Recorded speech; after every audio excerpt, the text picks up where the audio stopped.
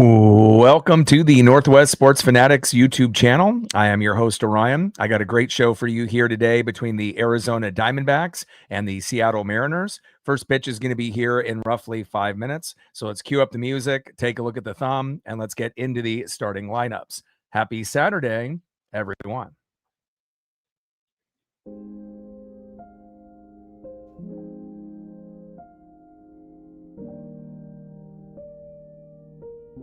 On the left, one of the best right fielders in the game, Corbin Carroll. And on the right, one of our aces on the Mariners, it is Brian Wu. Now let's get into the starting lineups here first for the visiting Arizona Diamondbacks. Leading off for the Diamondbacks at second base, Ketel Marte. Batting second, playing right field, Corbin Carroll. Batting third, playing shortstop for Arizona, Geraldo Perdomo. Batting cleanup, batting fourth, catching today for the Diamondbacks, Gabriel Moreno. Batting fifth, DHing for the Diamondbacks, Adrian Del Castillo. Batting sixth, playing center field, Ryan Waldschmidt. Batting seventh, playing first base, Ildemaro Vargas. Batting eighth, playing third base, Jose Fernandez. And batting ninth, playing left field, Tommy Troy. And on the mound for the Diamondbacks with a 2-3 record, ERA of 4.65, it is Ryan Nelson.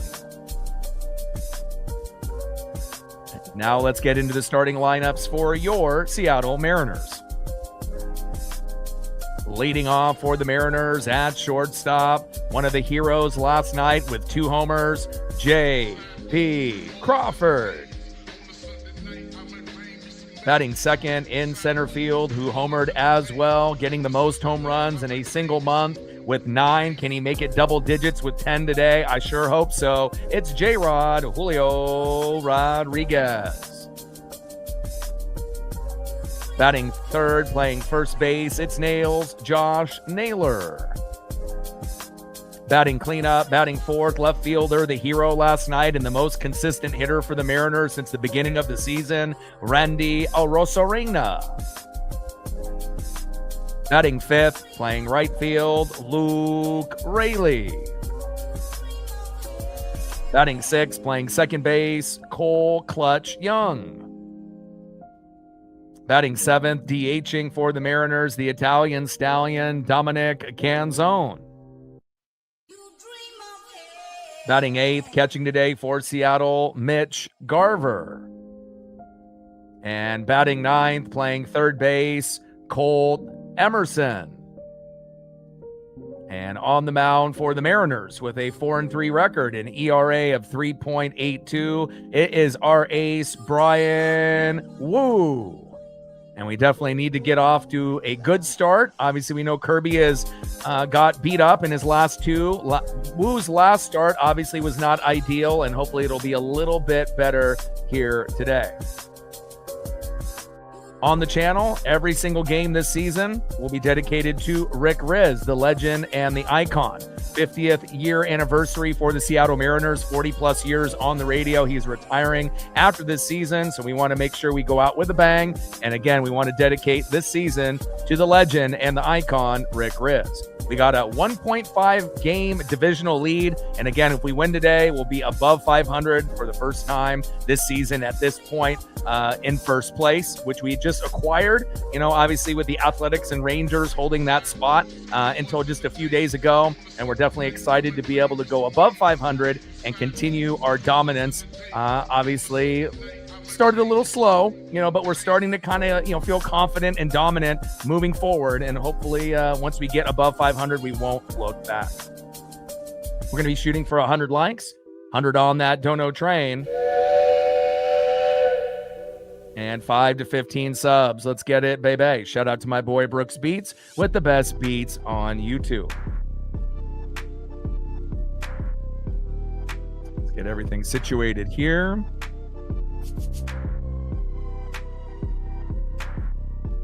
Spurs in firm control in Game 7. Obviously, they're in the West. We'll see if the Thunder can make a rally in the fourth quarter, but it definitely has been heavy San Antonio, and we'll find out, obviously, in a few minutes if it's going to be Spurs Knicks or Thunder Knicks in the NBA Finals. All right, baby, here we go. Brian Wu getting settled in on the mound. And leading off for the Diamondbacks, second baseman Ketel Marte. Batting second, right fielder Corbin Carroll. And batting third, shortstop Geraldo Perdomo. And we saw a thriller last night, winning 7-6 in 10 innings, even though we know that Andres Munoz cannot be trusted, but we found enough to get the job done. And thankfully, Randy Arozarena ended up being the hero once again. Hope everyone is having a fantastic day and a fantastic Saturday. And again, shout out to all the people watching in the United States, Canada, Mexico, South America, Asia, and beyond, as well as our female audience that has gone up tremendously within the last, maybe 6 months to a year, as well as every single individual watching across the globe. Dark Passenger in the building, what's good? Chuck and Daniel in the building, what's good? All day in the building, Power Code in the building, let's get it, baby.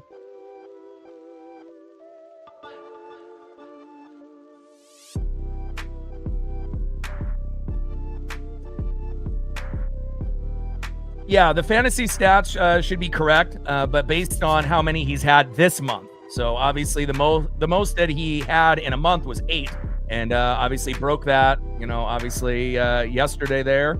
And again, first pitch and a line drive and a diving. Luke Raley down on one knee, and that is 1 up and 1 down. There we go. Good start there. Next up is Corbin Carroll.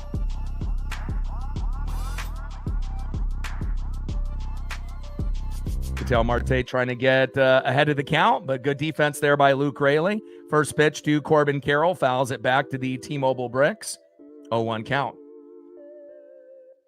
And we know how good Ketel Marte and Corbin Carroll have been within the last week and a half. They've been top 10 hitters, and across the board. And again, hopefully we'll be able to slow them down a little bit. 0-1 pitch, high and inside, four-seam fastball, missing there by Wu, 95 miles an hour.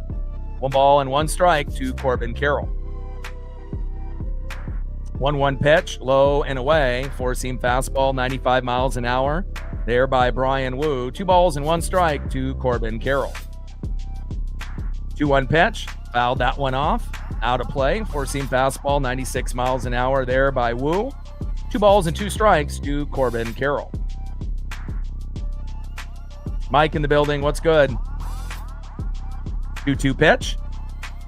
And that is strike 3 looking. Here we go. Great start there for Brian Wu, bringing a little bit of electricity. And anytime you can end up getting a punch out early in the first inning, it's definitely ideal. Nice job there by Brian Wu, retiring Corbin Carroll. Next up in the 3-hole, shortstop Geraldo Perdomo.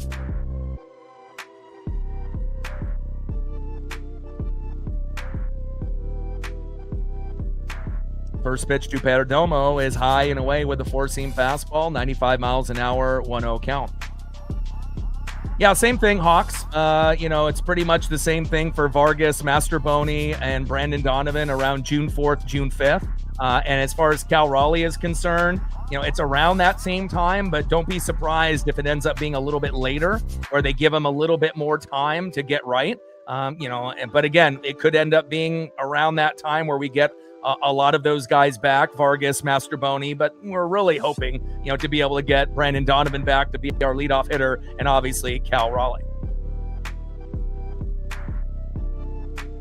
1-1 pitch from Wu. Four-seam fastball, fouled back to the T-Mobile bricks, 96 miles an hour.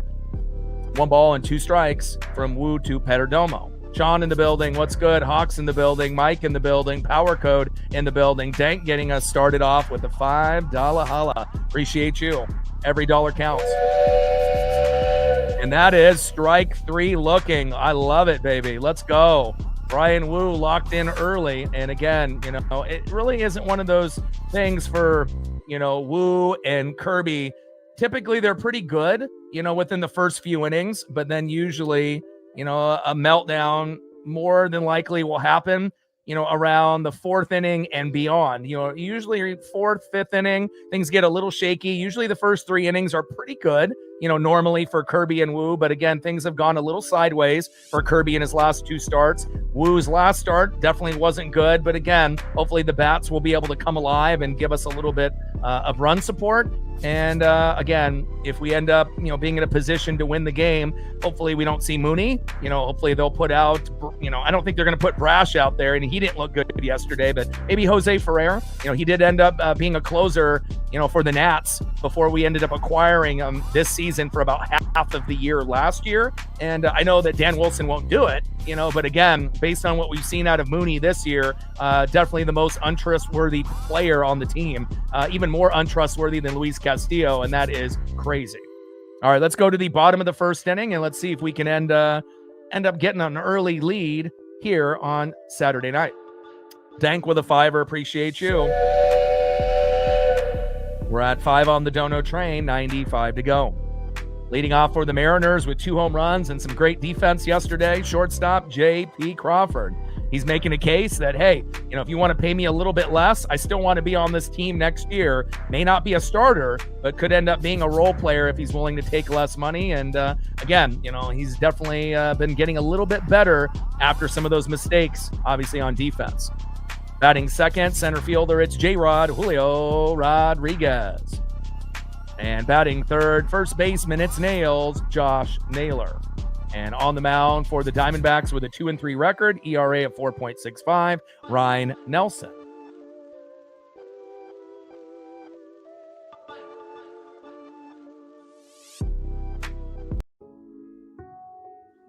Trident's up. Let's go M's. Good start there for Brian Wu with 2 Ks in the first inning. I like seeing that.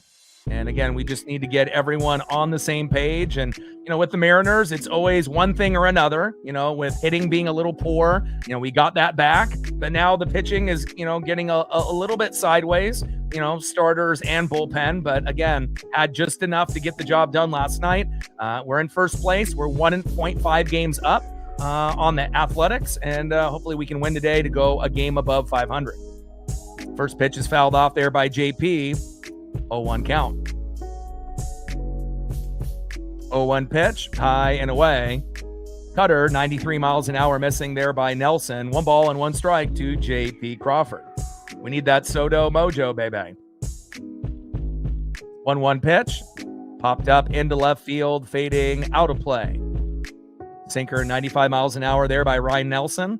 1 ball and 2 strikes with nobody on and no outs. Bottom of the first inning, 0-0, Diamondbacks and Mariners. And I know for the casual Mariner fan, they probably haven't really been paying too much attention, especially if they've seen the record and all of the things that haven't really gone right for us. But I think moving forward, you'll start to see some of those fair weather Mariner fans as JP gets a little blooper out there in left field. Nice job there by JP Crawford. And again, if they're just going to be nitpicking and just looking at the standings, once we end up getting above 500, a lot of those casual, and I don't really want to say bandwagon Mariner fans, but again, we'll start to get more support and more people paying attention to this team as we get closer to the All-Star break.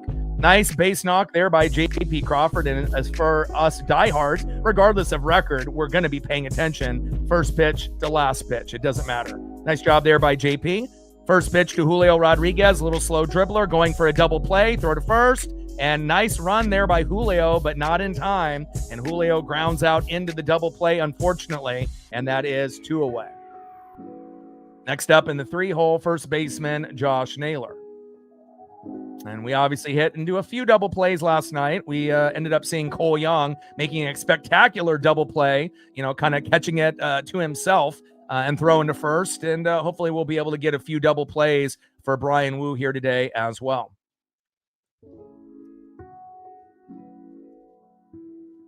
First pitch from Nelson to Naylor.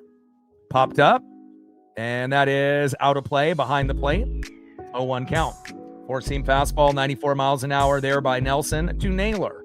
Yeah, and that's 100% correct, Hawks. Even for the haters and even for the doubters, first place is first place. And it's, The White Sox have joined the party now with the Guardians, the Yankees, and the Rays for being above 500. And honestly, it's just a matter, of a couple weeks, maybe even sooner, where we're on that same level as the White Sox and the Guardians, maybe being 3 or 4 games above 500. Hopefully that'll be the case for us. And then if we can get rolling at one point or another, maybe when we get Donnie and Cal back and we can go on like a 4, 5, 6, 7, 8 game win streak, then maybe we'll be able to gain a little bit of ground on the Rays and the Yankees. 0-2 pitch, and Naylor pops up, shallow left field, routine play out there in the outfield, and that is 3 up and 3 down. End of the first inning, 0-0 here early between the Diamondbacks and the Mariners. Jack in the building, what's good?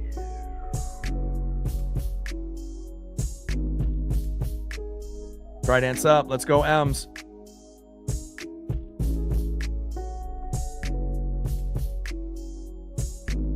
Next up for the Diamondbacks in the top of the second inning in the 4-hole, catcher Gabriel Moreno. Batting second in the 5-hole, DHing Adrian Del Castillo. And batting third in the 6-hole, center fielder Ryan Waldschmidt. And on the mound for the Mariners, off to a good start with 2 Ks, no walks, no hits so far, Brian Wu.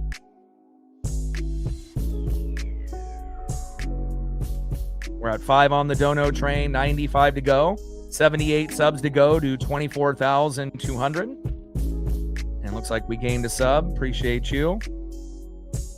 77 subs now to go to 24,200. Let's see how we're doing on the likes here early in the broadcast here on Saturday night. Got about 150 in the room. So it looks like we're at 35. Good start. 65 to go.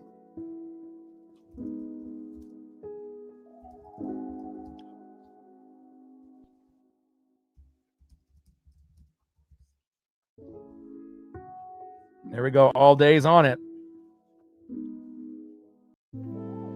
Shout out to my boy Brooks Beats with the best beats on YouTube.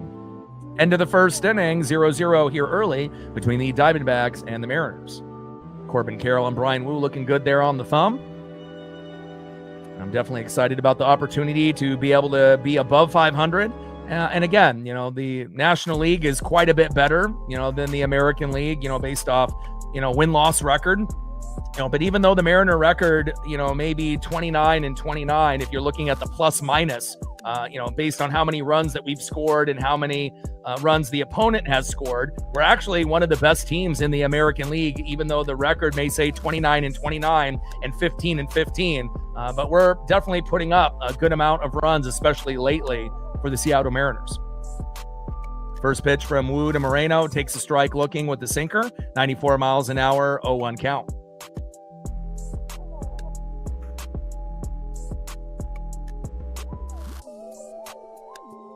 Oh, 1 pitch, fouled off, out of play there by Moreno. No balls and 2 strikes from Wu to Moreno.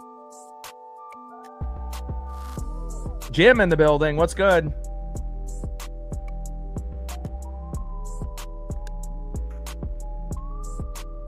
Oh, 2 pitch, high and away, 4-seam fastball, 95 miles an hour there by Brian Wu. 1 ball and 2 strikes from Wu to Moreno.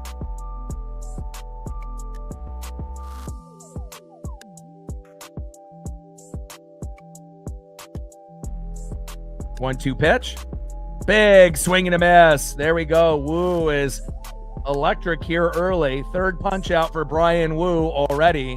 And again, that's a great sign. Bringing the electricity for the Seattle Mariners. We like it. Pacing for 10 to 12 Ks already. That's number 3. Keep it going. Down goes Moreno. Next up in the 5-hole, DHing Adrian Del Castillo.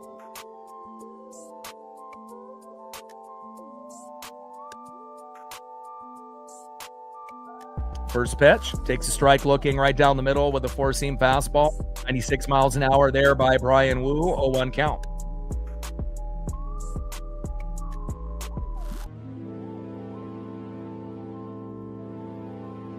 Oh, 1 pitch, fouled off towards first base. Change up 90 miles an hour there by Wu. No balls and 2 strikes with nobody on and 1 out. Top of the second inning, 0-0 here early between the Diamondbacks and the Mariners.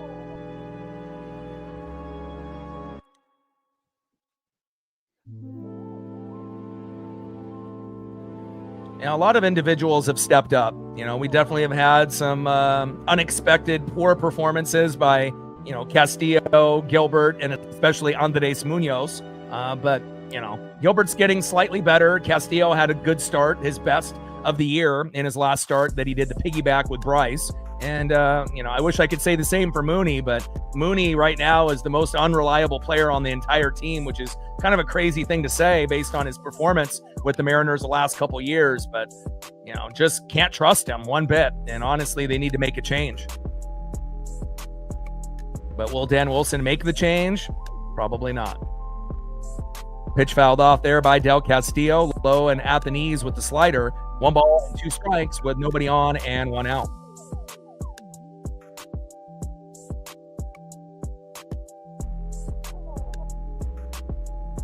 One-two pitch, high and away. Four-seam fastball, 95 miles an hour missing. 2 balls and 2 strikes to Del Castillo. 2-2 pitch, high and away. Count now is 3 balls and 2 strikes. Count is full from Wu to Del Castillo.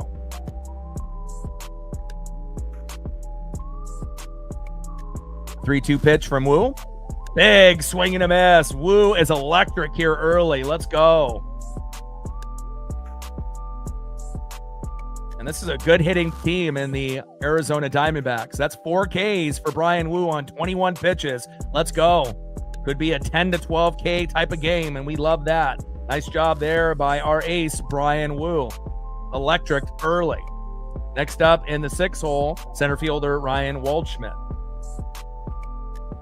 First pitch, big swing and a miss. Slider, 87 miles an hour there by Wu. Right on the money, low and away, 0-1 count. Like what I'm seeing here early out of Brian Wu, and hopefully the bullpen will be able to be just as electric. And hopefully we don't see Mooney today. If we end up having a lead, hopefully it's somebody else and they can get the job done. So 0-1 pitch, low and away. Sweeper, 84 miles an hour there by Wu. Missing just by maybe an inch or 2. 1 ball and 1 strike to Ryan Waldschmidt. 1-1 pitch, popped up and out of play. 4-seam fastball with some high heat there, high and inside. 96 miles an hour hitting his spot, but that one goes out of play.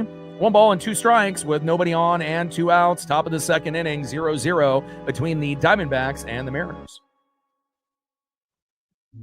1-2 pitch, big swing and a miss, and another punch out by Wu. Let's go. That's 5 in the first 2 innings. Unbelievable.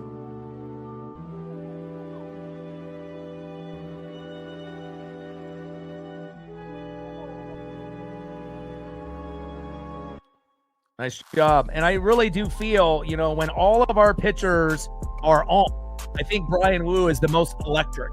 Again, George Kirby is more of like a Greg Maddux when he's on. He's kind of hitting his spots, even though he can hit, in the mid-90s. And then obviously we know Bryce Miller is probably the closest thing to Wu based on, the way that he pitches, with that electricity and that fire. Logan Gilbert is kind of in between, Wu and Miller, as well as a little bit of George Kirby, a little bit of placement and a little bit of heat. Doesn't really do anything great, but he's a good pitcher in Logan Gilbert. And then obviously we know with Luis Castillo, obviously the guy that, we can't really trust, is the same type of pitcher as Wu and Miller, but doesn't really hit his spots that often. His numbers have been progressively going down the last couple years, but did have a good last start. And then Emerson Hancock, kind of like a Logan Gilbert, but has exceeded the expectations and has been able to, do really, really well for us. So nice job there by Brian Wu here in the first 2 innings with 5 Ks on 25 pitches. And again, right now pacing for, 10 to 15 Ks. Unbelievable. Keep it going.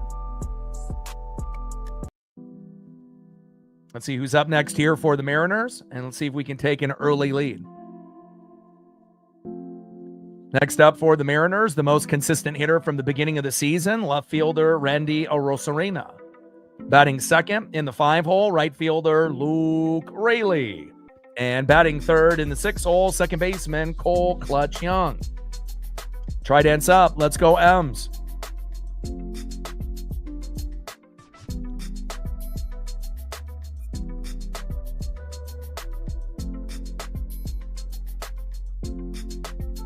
And I am a little superstitious, definitely stayed away from putting pitchers on the thumb for a while, but we want to make sure we're showcasing our pitchers and, not just our hitters. First pitch, Randy, deep hit ball, center field, back to the warning track, all the way back to the wall and caught. And then Goldschmidt is there. That is 1 up and 1 down. Hard hit ball there by Randy Arozarena, and that might be a sign of good things to come later in the game for potentially a home run. Good contact there by Randy, but just couldn't get it a little bit deeper. Next up, in the 5-hole, right fielder Luke Raley. On deck is Cole Clutch Young. And on the mound with a 2-3 record, ERA of 4.65, the right-handed thrower, Ryan Nelson. First pitch by Nelson with a cutter right down the middle. 91 miles an hour, 0-1 count.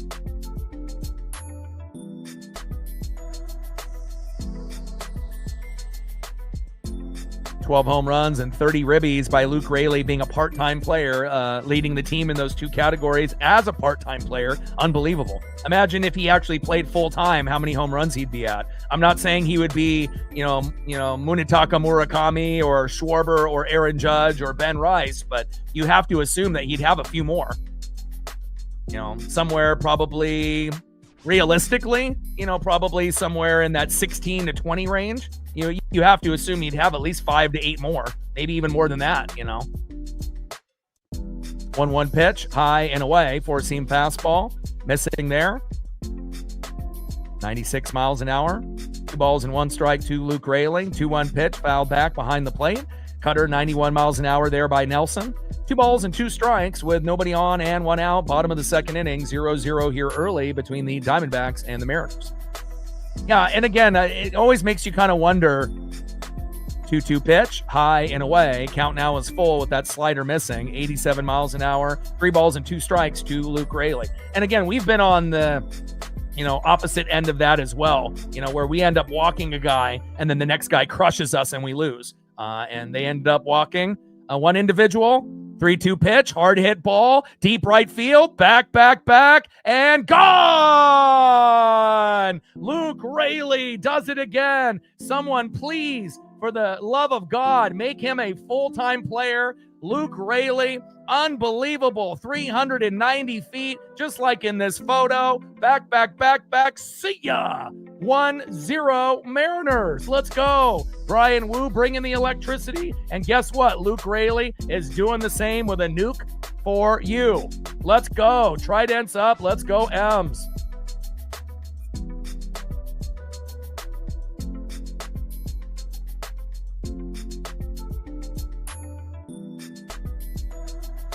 Sports gods must have been listening. And again, for a guy to be a part-time player leading the team in home runs, definitely having a spectacular year. Great job, Luke Raley. We definitely wouldn't be in the position that we're in right now without him, especially with the injuries to Donnie and Cal. First pitch to Cole, takes a strike looking with a cutter, 0-1 count. 0-1 pitch, sinker, high and away there by Nelson. 1 ball, 1 strike to Cole Clutch Young. Let's go, Cole. Tridents up. Let's go, M's. We love that, baby. Luke Raley with another nuke. 1-1 pitch. And just a little foul tip there by Young as it dribbles towards first base and foul with the cutter. 93 miles an hour. 1 ball and 2 strikes with nobody on and 1 out. Bottom of the second inning. 1-0 Seattle. Well, it's called the ticker, so got to have it. That way people know, what the date is, who we're playing, and as well as information for people to be able to donate. So that might be something that you personally don't like, Flying Monk, but it's something that, is going to be a part of this channel, and it's not going to change.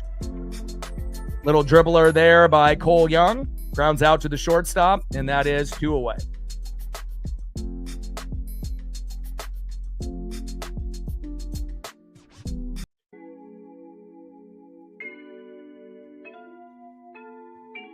First pitch, low and at the knees to Dominic Canzone, 1-0 count. Let's go, baby. Let's go, Dom.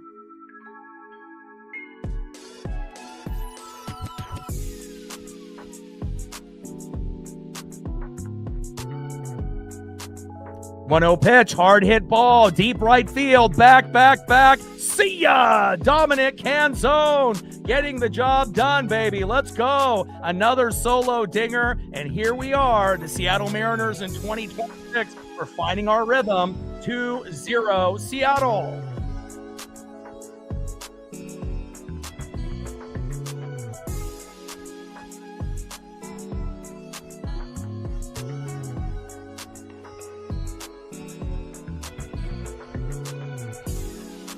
Let's go, baby. That's what I'm talking about. 2 home runs here early, by the guys that normally don't play when we have left-handed pitching. Righties are on the mound, and Luke Raley and Dominic Canzone imposing their will. I love it. 412 feet from that homer from Canzone. 2-0 Seattle. Next up, in the 8-hole, catcher Mitch Garver. Let's go, Mitch.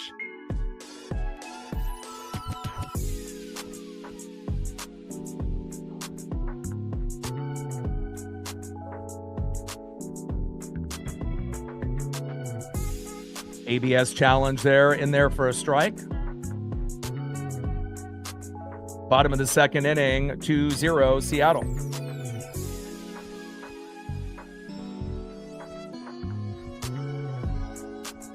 Oh, 1 pitch.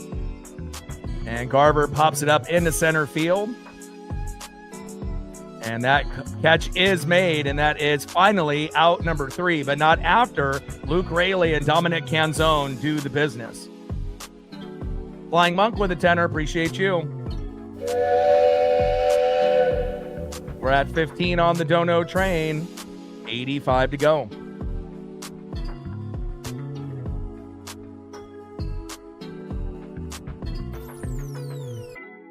Fantastic inning there. And again, Brian Wu with 5 Ks, 2 home runs already early, and we're the most home run dependent team in baseball. But Raley and Canzone getting the job done. And again, it just feels like things kind of changed after sweeping the Athletics, and we still don't have Cal or Donnie back yet.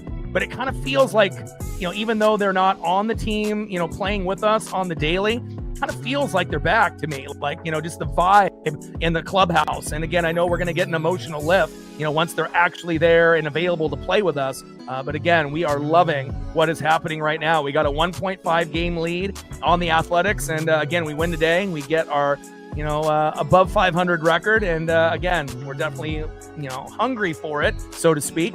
And a great job there by the Mariners in that inning. Nice job there by Canzone and Luke Raley, both with solo dingers. 2-0 Seattle. Let's go to the top of the 3rd inning and see who's up next here for the Diamondbacks.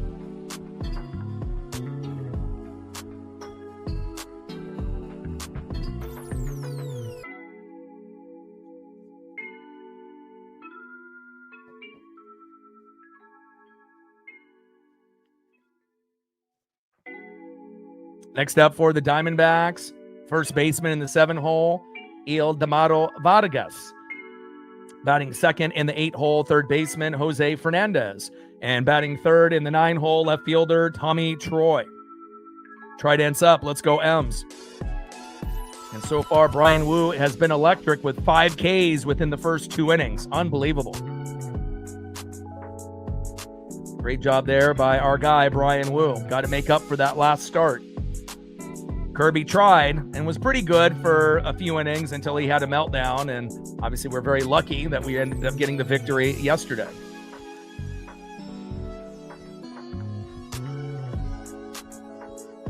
Yeah, and depending on what device that you're watching it on, if you're watching it with a tablet, with a phone, or on the TV, there's ways to zoom and, make the screen a little bit bigger or smaller, however you want it. So first pitch from Wu to Vargas, high and away with a slider, 83 miles an hour, 1-0 count.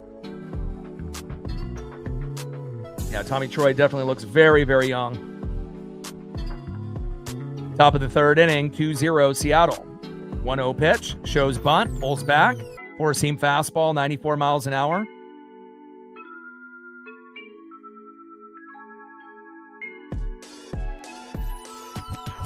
.20 pitch, takes a strike looking inside with a 4-seam fastball, 94 miles an hour. 2 balls and 1 strike from Wu to Vargas.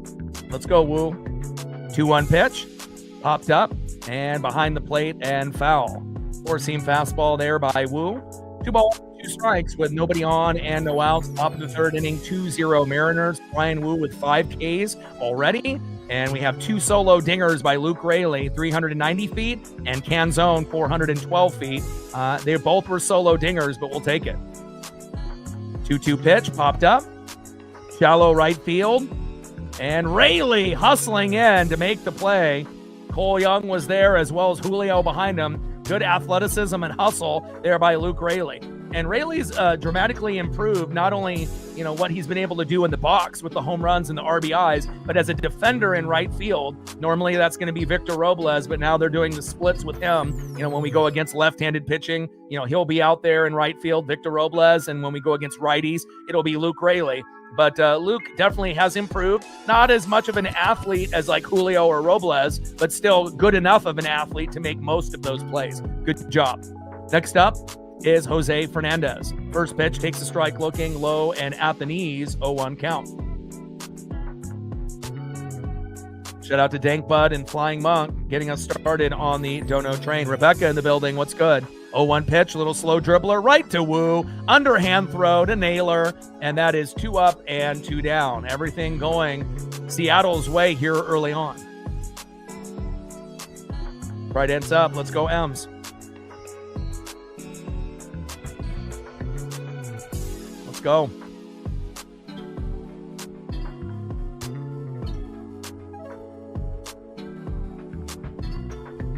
Next up in the 9-hole, left fielder, Tommy Troy. Definitely looks like he's fresh out of high school in this photo, for sure. First pitch, high and inside with the sinker to Tommy Troy, 1-0 count. He may look like a high schooler, but he is batting .313. No home runs and no ribbies. Obviously a very young player getting, pulled into the mix. 1-0 pitch. Check swing, high and inside. Does he go? No, he does not. Four-seam fastball, 96 miles an hour by Wu. 2 balls and no strikes to Tommy Troy. But if you actually look at this lineup compared to last year's lineup, half of the names are kind of unrecognizable. Besides Marte, Carroll, Perdomo, and Moreno, the top 4 guys were there last year. But again, looking at Del Castillo and Waldschmidt and Vargas, Fernandez, and now Troy, those are all kind of newer additions in this season's 2026 roster. 2-1 pitch. Big swing and a miss there by Tommy Troy. Wu is on one. 2 balls and 2 strikes with nobody on and 2 outs. Top of the third inning, 2-0 Mariners. Let's see if Wu can get his 6th K here in the third inning. If he can get it, he'll be pacing for 12. 2-2 pitch to Troy. Check swing. High and away. Four-seam fastball missing there. Count now is full. 3 balls and 2 strikes from Wu to Troy. Try dance up. Let's go M's. Lauren in the building. What's good? Shout out to our female audience with Rebecca and Lauren in the building. 3-2 pitch. Little dribbler up the middle. Cole Young is there. Throw to first to Naylor, and that is 3 up and 3 down. Nothing makes me happier than seeing great pitching, great defense, and great offense. And again, we don't really know what the bullpen is going to look like till later, but at least checking off, all of the things that need to be done for us to be able to win the series and obviously potentially win this game and maybe even get a sweep on this very talented Arizona Diamondback team. Great job here early. And again, I had a feeling that we would be playing well. And then remember, after tomorrow, starting on Monday, we got the Mets, and they have not been good this year. So another opportunity for us to step up against Juan Soto and the New York Mets. All right, let's go to the bottom of the third inning, and let's see if we can pour on a few more runs. What are you saying? Next up for the Mariners in the 9-hole, third baseman Colt Emerson. Let's go, Colt. Back at the top of the order, 1-for-1, shortstop J.P. Crawford. 2 home runs last night. Defense getting a little bit better. Nice job, J.P. And batting third, 0-for-1, center fielder, it's J-Rod. Julio Rodriguez. He's already broken his record for most home runs in a month with 9. Let's see if he can end up getting number 10 and get double digits here tonight.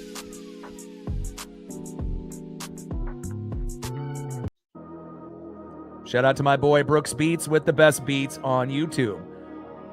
77 subs to go to 24,200, excuse me. Looks like we gained another sub. 76 subs to go to 24,200. We're at 15 on the Dono train. 85 to go. Shout out to Flying Monk and Dank for getting us started. And with 210 in the room, let's see how close we are to 100 likes in the room. It looks like we're at 61. We're almost there.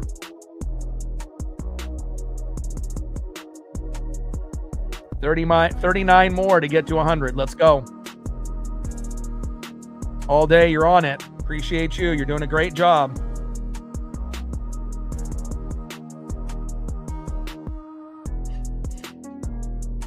Ryan Nelson on the mound. 2-3 record with an ERA of 4.65 coming in. And Colt Emerson in the box.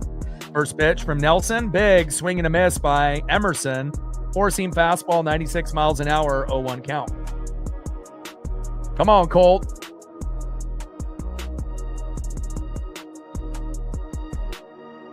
Oh, 0-1 pitch from Nelson. High and inside. Good patience there by Emerson. Cutter missing there by Nelson. 1 ball and 1 strike with nobody on and no outs. Bottom of the third inning, 2-0 Mariners. 5 Ks already for Brian Wu. 2 home runs from the Mariners. Luke Raley and Dominic Canzone. Everything looking Soto Mojo. Tridents up. 1-1 pitch and another ball there from Nelson to Emerson. Good patience. Low and at the knees. Cutter 93 miles an hour. 2 balls and 1 strike to Colt Emerson. 2-1 pitch from Nelson. Low and at the knees. Great patience here there by Colt. And again, I feel like, when he ends up getting into a mini slump like Cole Young, that usually ends up ending it. Just being a little bit more patient in the box, especially if you ended up having an 0-for-4 night the previous night. 3-1 pitch. Whoa, hard hit ball. Deep right field. Back. See ya! Colt Emerson joining the home run party, and that's not 1. That's not 2. That's 3 home runs for the Mariners, and we got a 3-0 lead. Let's go. Tridents up. Let's go, Ems. Number 2 for the home runs for Colt Emerson on the season. Let's go. Way to bring the electricity, Colt. I knew it. Let's go. 3-0 Seattle.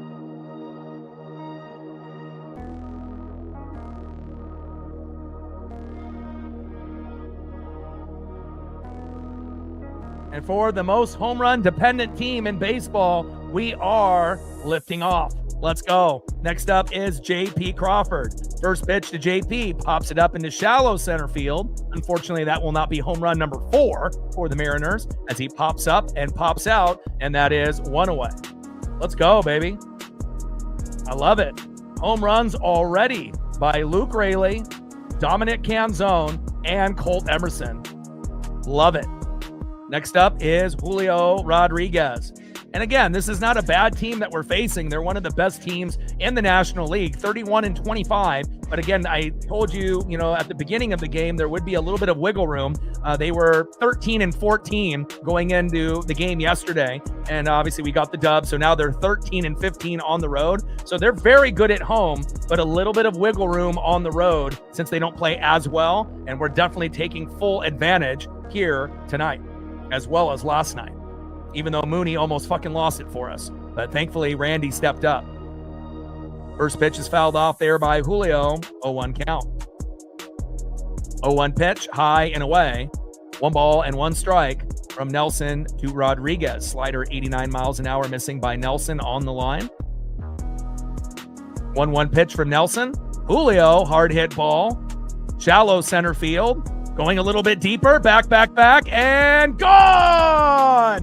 Julio Rodriguez breaking his own single-month record with 10 home runs in the month of May.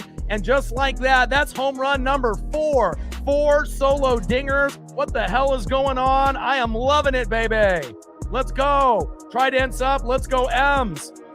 And this is the type of baseball that we've been expecting since the beginning of the year. Let's go.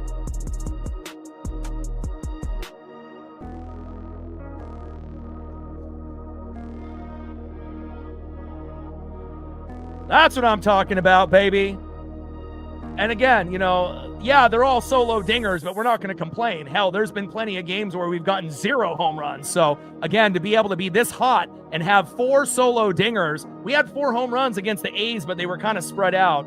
But this is what I'm talking about, baby. No Cal, no Donnie, no Mastroboni, no Vargas, a below average manager, terrible closer. Doesn't matter. We're getting the job done. 4-0 Seattle. Let's fucking go.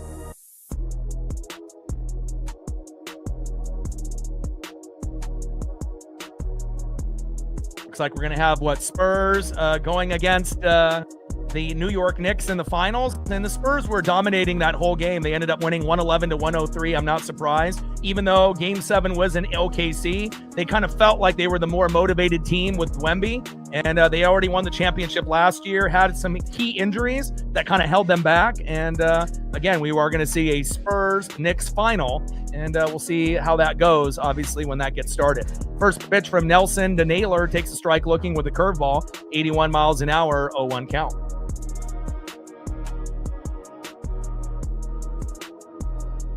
0-1 pitch, fouled off there by Naylor towards first base.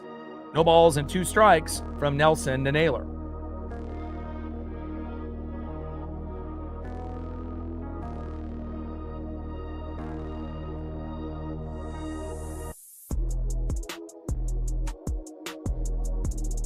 Yeah, but you know that's not going to happen, Captain. I know you like the Thunder and whatnot, but Spurs are winning the championship. There's no ifs, ands, or buts about that. It was either going to be the Thunder or the Spurs that more than likely were going to win. Now, the Knicks might be able to win a game or 2, but realistically, it'll probably be, you would assume, be over probably in 6. Don't really see it going 7 games. I can't see the Knicks winning 3 games, but you know, I definitely could see it going 5 or 6 games. And, you know, Wemby more than likely will be a champion. 1-2 pitch, popped up there by Naylor, and that is 2 up and 2 down. Down goes Josh.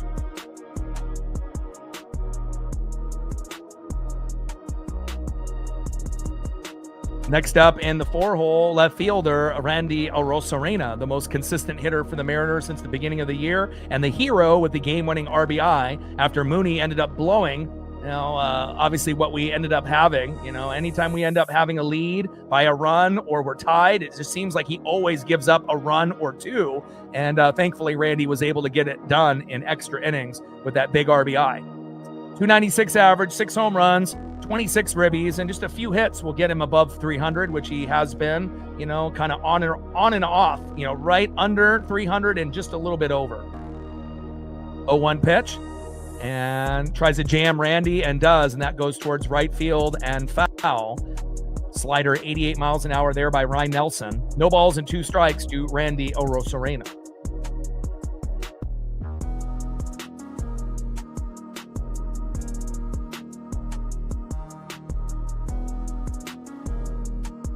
Oh-2 pitch. And Randy pops that one up and out of play. Julio definitely got some good air on that ball just as it was about to, you know, potentially leave, you know, the park there and whatnot and be a home run. You know, I didn't know if it was going to get enough wind out there or enough air underneath it, but thankfully Julio ended up getting that big home run. 4-0 Seattle. 0-2 pitch, high and inside. 1 ball and 2 strikes to Randy Arozarena.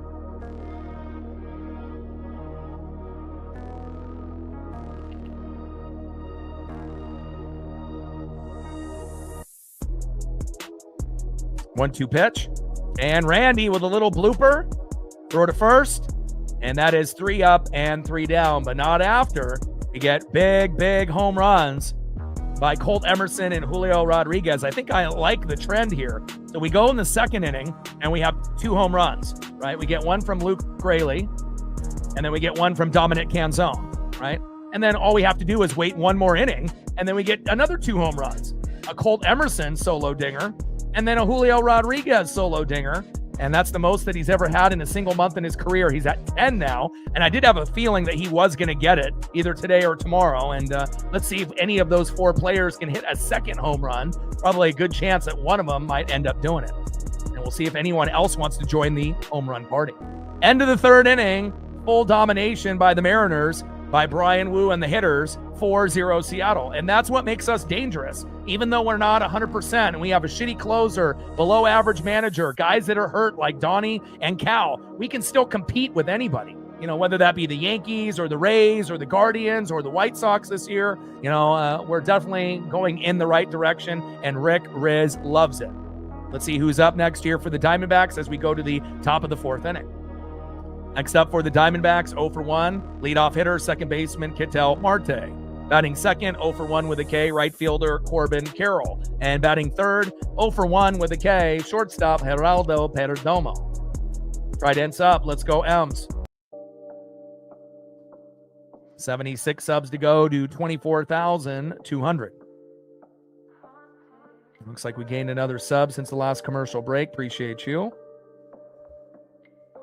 75 subs to go to 24,200.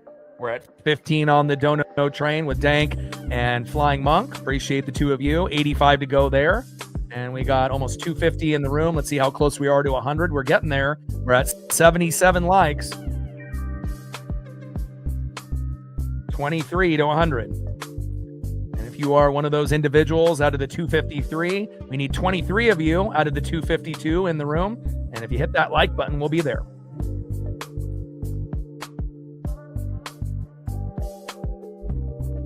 First pitch for Brian Wu in there to Ketel Marte for a strike.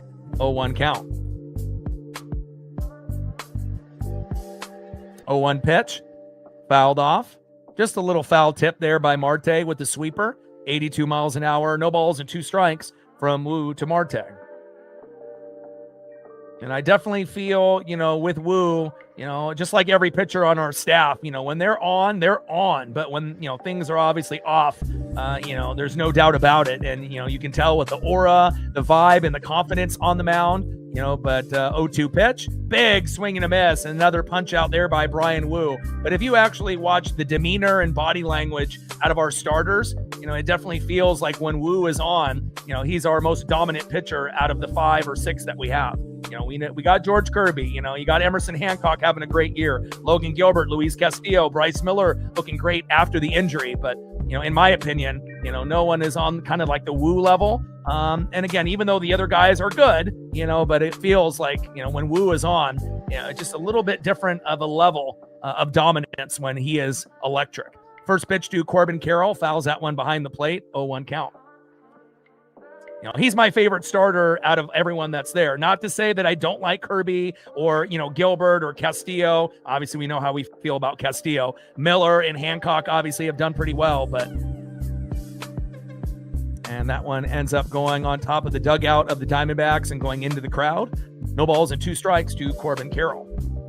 Kirby's like a Greg Maddux. Logan Gilbert really necessarily isn't great, but he does everything really well. He's a good pitcher, maybe not a great pitcher. Hancock has obviously exceeded the expectations, and obviously Castillo has done, the opposite. He's, definitely done worse than we expected. And then Bryce Miller, I think has looked pretty fucking good, with all things considered, missing a good chunk of the season. Little dribbler up the middle, throw to Naylor from Cole Young, and that is 2 up and 2 down. Good defense there from Cole Clutch Young. Down goes Corbin Carroll, and we're definitely mowing down these hitters. Next up in the 3-hole, shortstop Geraldo Perdomo, who had a homer last night.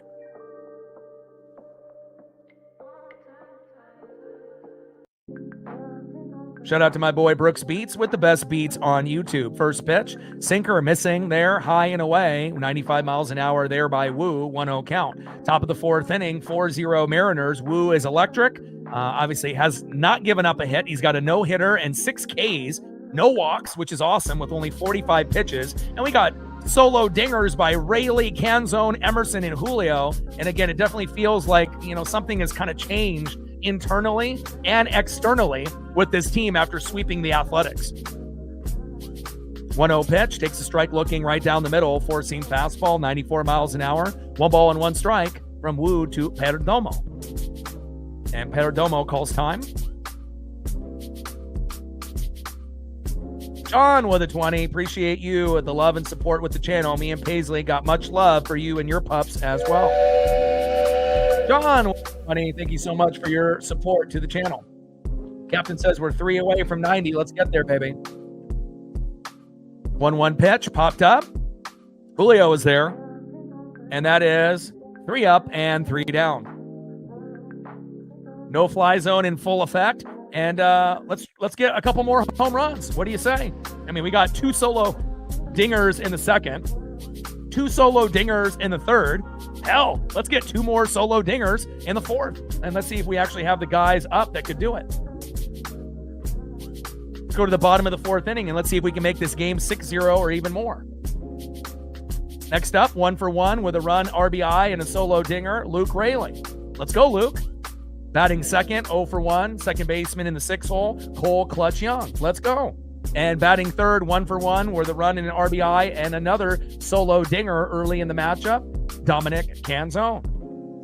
2 out of the next 3 guys have already homered, and let's see what we can do here as we go to the bottom of the fourth inning. 4 runs, 5 hits, no errors, 4 solo dingers, 6 Ks, no walks, no errors, a no-hitter by Wu. I mean, you couldn't have scripted a better start for the first 4 innings to a game than what we have right here. Unbelievable.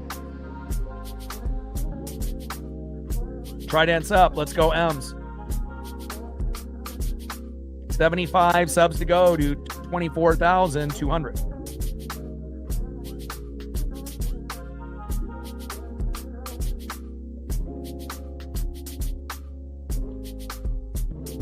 And we gained another sub. Appreciate you. 74 subs to go to 24,200.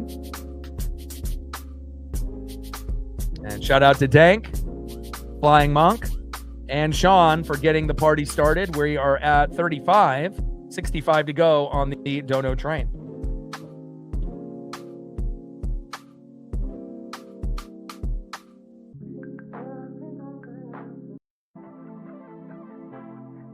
Shout out to my boy Brooks Beats with the best beats on YouTube.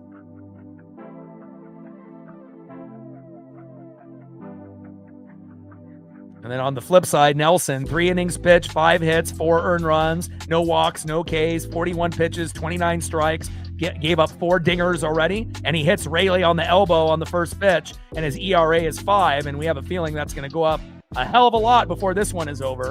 And he hits Raley on the elbow, so I guess Raley can't homer for a second time, and now Raley goes to first. Next up is Cole Clutch Young. Let's go, Young. And hopefully that won't be a trend of Nelson being frustrated and starting to hit our guys because he's mad that he's given up 4 dingers, but hopefully that wasn't intentional. First pitch fouled off there by Young, out of play. Sinker, 96 miles an hour, 0-1 count. And again, we've been patiently waiting, for games like those 3 games against the A's and obviously these first 2 games against the Diamondbacks. It's been a very up and down season with a lot more downs than up. But it definitely feels like the ups are going to continue. And again, sooner than later, we'll catch up to the White Sox and the Guardians. And then when we get Donnie and Cal back, maybe we can catch up to the Yankees and the Rays. It may take a little time, but, we've got a long season still to go. We've only, been through about a third of the season. A lot of baseball left. 0-2 pitch, high and away. 4-seam fastball, 96 miles an hour there by Ryan Nelson. 1 ball and 2 strikes to Cole Clutch Young. Trident's up. Let's go, M's. 1-2 pitch, little slow dribbler. And fielder's choice, Luke Raley is out. And that is 1 away. No double play throw. We'll take that.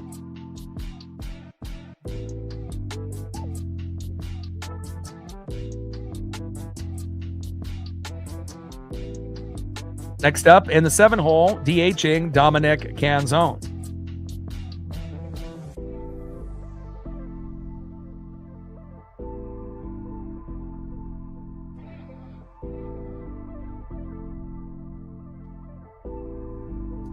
Chris with an 8er.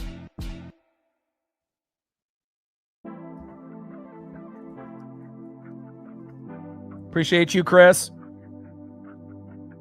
Chris with an $8 dono.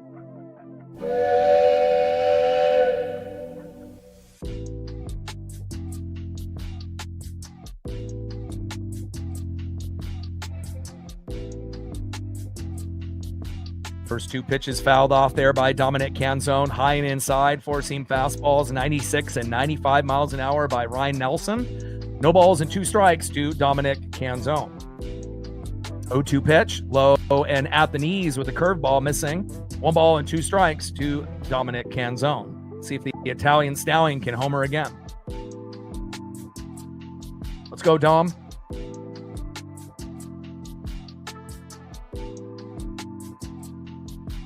One-two pitch, popped up, and in foul territory right against the wall, but Jose Fernandez cannot make the play. And that is 1 ball and 2 strikes from Nelson to Canzone.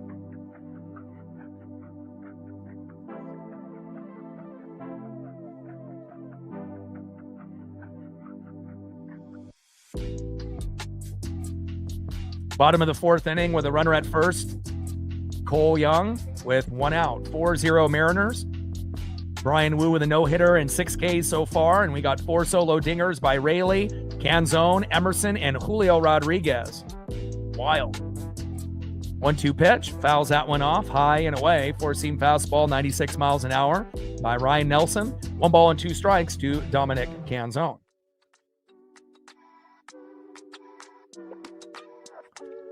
2-2 pitch, low and at the knees. Good patience there by Dom. Cutter, 94 miles an hour, missing.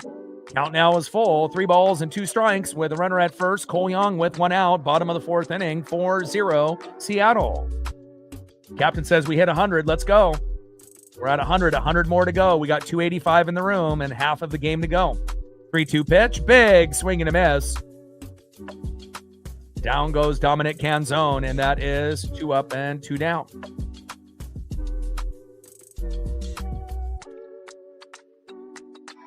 Next up for the Mariners in the 8-hole, catching today and giving Johnny Pereda a break, Mitch Garver. Let's go, Mitch. And you don't really expect a whole lot out of Mitch Garver or Johnny Pereda. You know, maybe 1 hit and maybe getting walked. You know, just getting on base twice if you're playing the whole game. But again, you never know. Sometimes you'll get an unexpected home run out of guys like Garver, Pereda, or even a guy like Rob Refsnyder, considering Connor Joe's in AAA. And obviously, we'd rather have Victor Robles on this team instead of Joe anyways. 1-0 pitch, popped up and out of play. 1 ball and 1 strike from Nelson to Garver. Slider on the first pitch, low and away. Sinker high and inside on pitch number 2. Bottom of the 4th inning, 4-0 Mariners.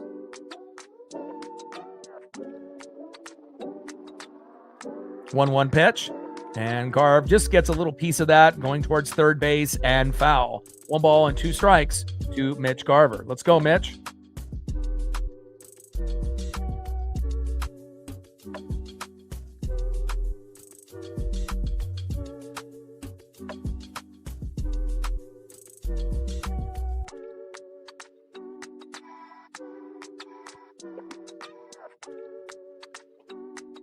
One-two pitch from Nelson, low and away.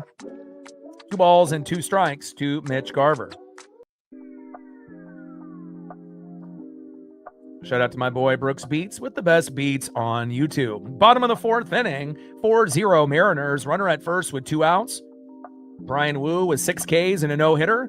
And we got 4 solo dingers by Canzone, Rayleigh, Julio, and Emerson. And I'm really proud of Colt, you know, because he went 0 for 4 yesterday and definitely was pressing a little bit. Sometimes you just need to work the count and let the game kind of come to you. And I'm very happy that Emerson ended up getting his 2nd dinger in a Mariner uniform. Fantastic player for being only 20 years old. 2-2 pitch to Mitch Garver. Good patience there by Garv Sauce. Count now is full. 3 balls and 2 strikes from Nelson to Garv.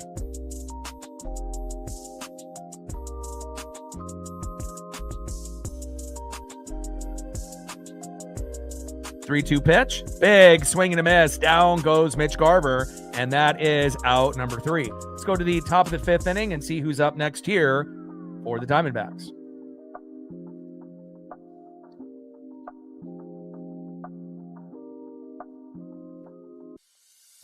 Next up for the Diamondbacks, 0 for 1 with the K in the 4-hole, catcher Gabriel Moreno. Batting second in the 5-hole, DHing 0 for 1 with a K, Adrian Del Castillo.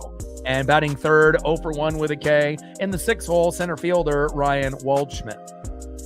Trident's up. Let's go, M's.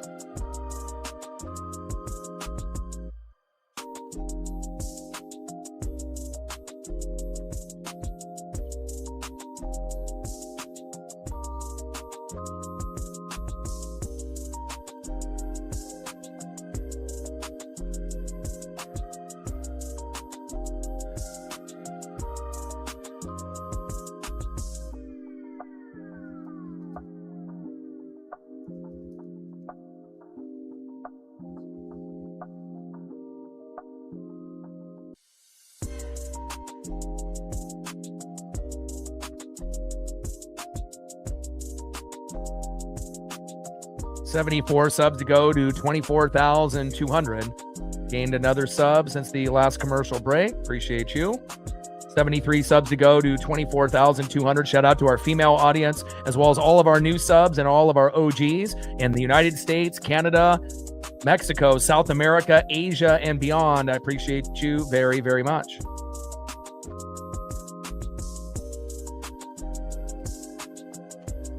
Go to the top of the fifth inning, 4-0 Mariners.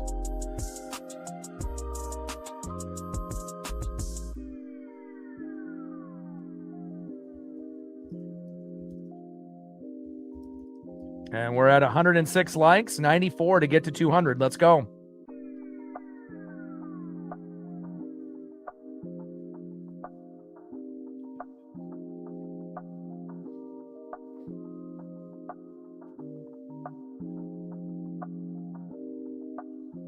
First pitch there from Wu to Moreno as he steps out of the box, takes a strike right down the middle, 0-1 count. Struck out in the second inning, 265 average, 3 home runs, and 19 ribbies for Gabriel Moreno. 0-1 pitch. Oh, and hits Moreno on the elbow. Kind of similar to how Luke Raley got hit on the elbow there. Not intentional whatsoever. And obviously I know Wu is frustrated with that. Obviously having a no-hitter, you don't want to really give them any chances. And hopefully Wu won't hit anyone else in the rest of his start here. Moreno to first after getting hit on the elbow on the 0-1 pitch. And next up, all right, Seattle is challenging to see if it actually hit the bat instead. Is that what they're saying? Okay, so as I look at the replay here, it actually looks like it hits the bottom of the barrel of the bat, but does it get any of the fingers?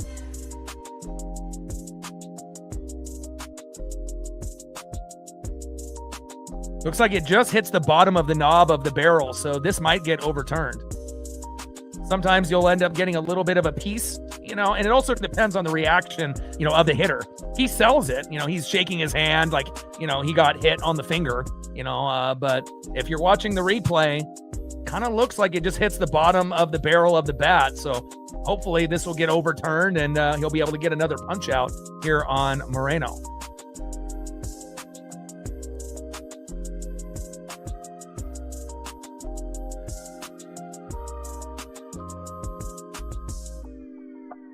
I mean, sometimes, it's just going to hit the knob. Other times it'll hit the knob and a few fingers. But, I mean, we've seen 3 replays already, and on every angle, it looks like it hits the knob and not the pinky or, the fingers there. Looks like it's just on the knob. Doesn't look like it hits him on the wrist or the fingers. Good foul ball. Good call. And that's why the ABS is fantastic. Again, we don't complain about the umpires every inning like we used to in previous years. You don't have these umps being old or blind or needing contacts or glasses or holding grudges against certain players and, eliminating the strike zone to the size of a napkin. And then for others, making it, as big as they want it to be. And again, great job there. And now with the correct call, hitting the bottom of the knob only, hopefully Wu now can get another punch out, and obviously when he gets an 0-2 count, a good chance to get another strikeout here. He's got a no-hitter, and on top of that, he's got 6 Ks, all on 49 pitches, 35 strikes, no walks. Incredible. And this is the version of Brian Wu that I love, the most out of any of our starters. When Brian Wu is on, it feels like he's one of the, top 5, top 10 pitchers in the game. And I don't really feel that way for any of our other starters. Again, we have good, pitchers in Kirby and Emerson Hancock. And obviously Miller just came back from the injury. Gilbert hasn't really been that great. He's kind of closer to Castillo than some of the others. But, Brian Wu is electric. And again, if Brian Wu doesn't get hurt at the end of the year, maybe we go to the World Series and beat the Blue Jays, and who knows what happens if we get Brian Wu to pitch 3 times, against Yoshinobu. Obviously, with Yamamoto, they needed him to pitch 3 times last World Series, and then the previous World Series, they needed Ohtani to pitch 3 times. If we get Wu 3 times in a 7-game series and he's on, that could almost be, not 3 automatic wins, but 3 potential, wins for the Mariners. 0-2 pitch, high and away, 4-seam fastball missing, 1 ball and 2 strikes from Wu to Moreno.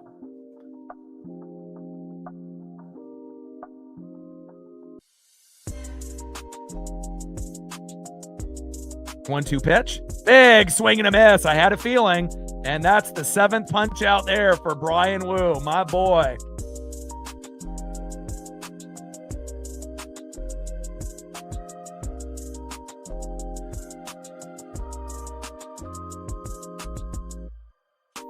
Let's go, baby. 7 Ks for Brian Wu, no hits, no walks, 52 pitches, and on top of that, 37 strikes. He is locked the fuck in. And on top of that, 4 solo dingers for run support. I love it. First pitch from Wu to Del Castillo. Takes a strike looking right down the middle. 0-1 count.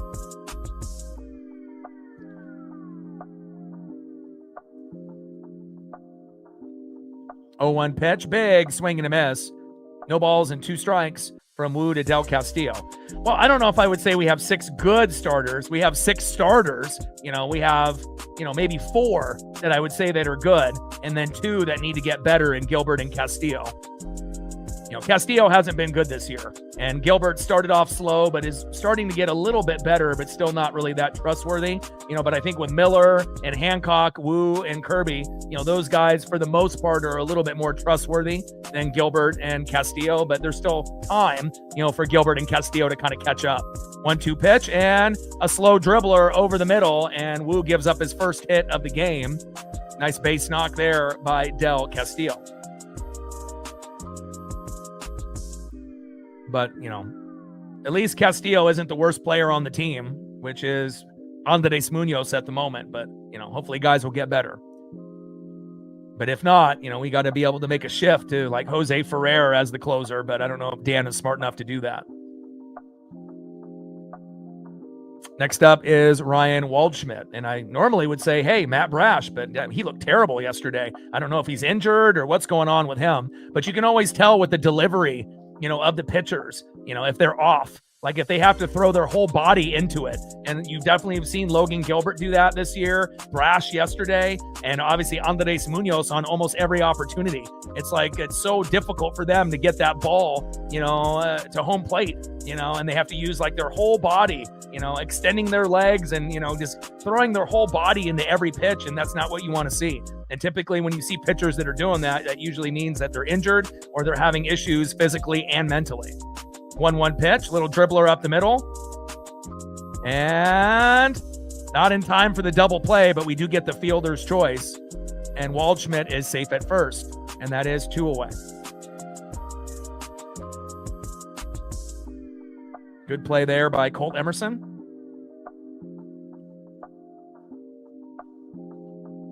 Next up in the 7 hole, first baseman Ildemaro Vargas.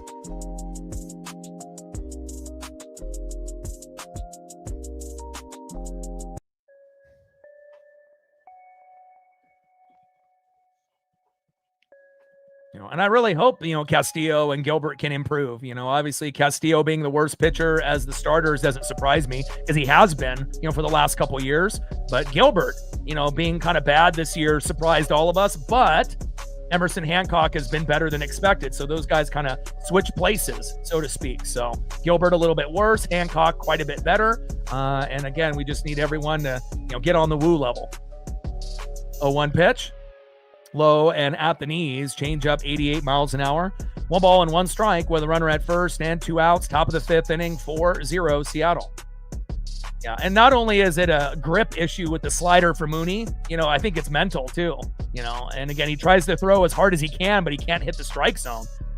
And that's not what you want to see. You want to see a little bit of control. So instead of trying to pitch 100 miles an hour, how about dial it back 90 to 95 and hit your spots in the strike zone? Then Mooney could get better, but he refuses to change. He's just going to do what he does and just throw as hard as he can. And, it works if you can hit the strike zone. But if you're all over the place, and they know it, they're not going to swing at the garbage, for you to get those easy strikeouts like you did in years past. 2-1 pitch, big swing and a miss there by Vargas. 2 balls and 2 strikes with a runner at first and 2 outs. Top of the 5th inning, 4-0 Seattle. But I never, dreamed that our closer, who normally is top 5, top 10 in the league, would be like bottom 10, with an ERA above 6 for most of the season. That's just insane to me. 2-2 pitch, little dribbler towards first base and foul. And even though Castillo has been bad as well, I trust him more than I do Mooney. Mooney has only been good once in a blue moon. For every save that Mooney gets, it feels like he blows 5 before he ends up getting another save opportunity, where he doesn't give up a run. And it almost feels like every time he's out there, he's giving up at least a run, sometimes 2. And that's not ideal, especially when the games are tied or we only have a 1-run lead. It's not like we're going to be up 4-0 like today all the time, and so thankfully we had, a pretty good lead, but, luckily Randy ended up being the hero to make up for Mooney's mistake again. 2-2 pitch, line drive up the middle, and another base knock on Brian Wu. Second hit here for the Diamondbacks, and the Snakes are getting a little bit more confident here against the Mariners.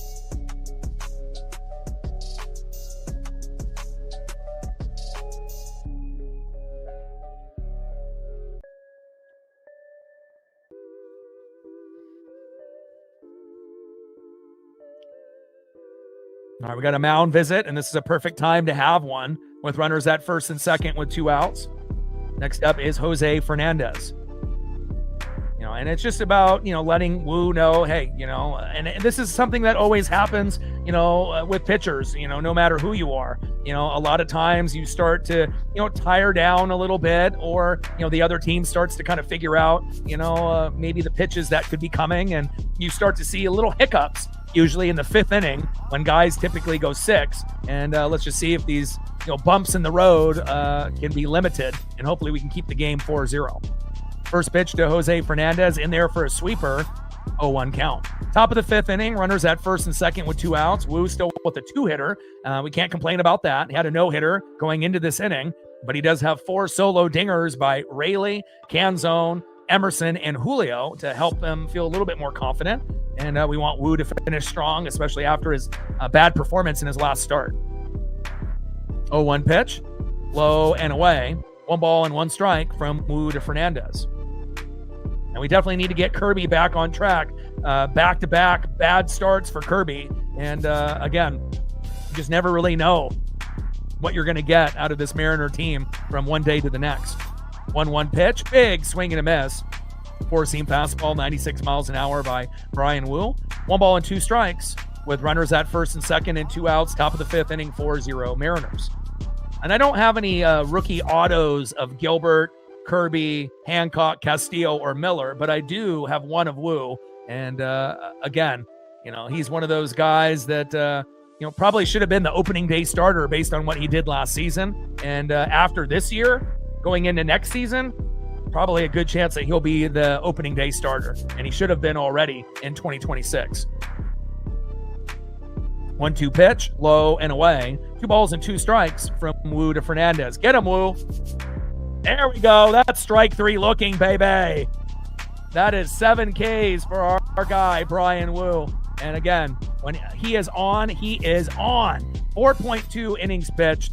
And now that ends up obviously being, 5 innings pitched. 2 hits, no earned runs, and no walks, which is great. 8 Ks. 70 pitches, 49 strikes with a 3.56 ERA. And as the season continues, hopefully we can get that ERA into the 2s. And if there's anybody on the team that can get under 2, like a 1.99 ERA, you're looking at them. Nice job there by Brian Wu. 8 Ks and still has a chance to get to double digits before he exits the game since he's only at 70 pitches. Great job. Now let's see if we can add on another run or two here in the bottom of the 5th inning. Right ends up. Let's go M's. Next up for the Mariners, 1 for 1 with a run and an RBI. Solo dinger by Colt Emerson. Let's go Colt. Batting second, 1 for 2, shortstop J.P. Crawford. Starting to come around, not doing that sidearm throw to Josh Naylor. Defense is getting better, and offense, you're starting to heat up. We appreciate you.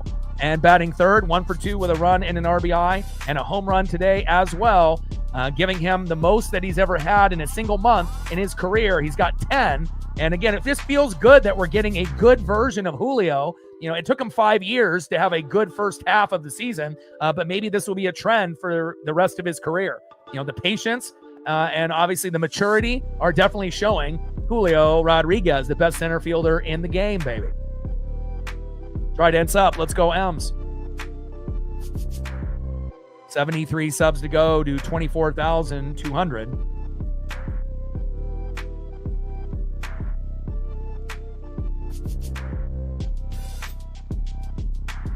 And we're at 43 on the Dono train, 57 to go. And let's see where we're at on the likes, how close we are to 200 with 300 in the room. And looks like we're at 122. 78 to 200. Let's go.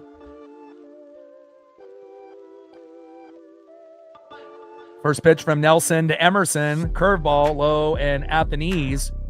1-0 count. You know, and again, this is something that I think Young and Emerson, you know, both have learned. You know, it's nice to be able to try to jump on a potential first pitch right down the middle, you know, strike. But again, if you've noticed, pitchers really don't go right down the middle as often as they did in years past to get ahead in the count. You know, you'll still see some do it, but a lot of them nowadays try to throw garbage to see if you swing at it. And then you end up, you know, if you end up swinging at that and missing, and then you end up getting contact on the second pitch and it goes foul, then you're in an 0-2 count and you're kind of screwed because that usually leads to a strikeout. So you got to bring that patience. And we've definitely seen Young and Emerson, you know, grow quite a bit, you know, in their early careers. And obviously Emerson just got called up and he's going to have a very bright future moving forward. There's no doubt about that. 1-2 pitch, fouled off behind the plate, four-seam fastball, 95 miles an hour there by Ryan Nelson. 1 ball and 2 strikes with nobody on and no outs. Bottom of the 5th, 4-0 Seattle.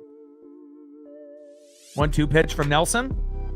Big swing and a miss. Down goes Colt Emerson, and that is 1 away. Nice punch out there from Nelson, and Nelson has 2 Ks compared to Wu's 8. Next up for Nelson, leadoff hitter filling in for Brendan Donovan until he is healthy. Leadoff hitter, shortstop J.P. Crawford. First pitch is high and away. Four-seam fastball, 1-0 count. Third in the team in home runs. You know, for being a guy that you don't really assume he's really a home run hitter, he's got 9. Obviously, we know Luke Raley, number 1, Julio, number 2, JP, number 3. But I do like his patience in the box. And again, if he's willing to take less money to try to win a World Series with the Mariners moving forward after this year ends, you know, I wouldn't mind him having him as a backup player on the team. You know, someone that could fill in if there's an injury. 2-0 pitch, big swing and a miss. And again, a lot of guys at that stage in their careers would want to get that last payday, you know, and go to another team, maybe even another contender. But I mean, if anyone is willing to take less money to stay on this team, I think it's JP. And again, we know that the defense has been bad this year between JP and Julio. But again, they're slowly getting a little bit better. 2-1 pitch, big swing and a miss. 2 balls and 2 strikes from Nelson to Crawford. But Julio's defense has been pretty damn good. It was just those first 10 to 15 games where he overran 4 or 5 balls that ended up leading to extra runs scored. But since the first 10 to 15 games, he's been very good. You know, you haven't really seen Julio make too many mistakes out there in center field. And JP still is making mistakes here and there, but hopefully, it'll be cleaned up. 2-2 pitch. JP fouls that one off into left field, out of play. Four-seam fastball, 97 miles an hour there by Ryan Nelson. 2 balls and 2 strikes to J.P. Crawford. Come on, J.P.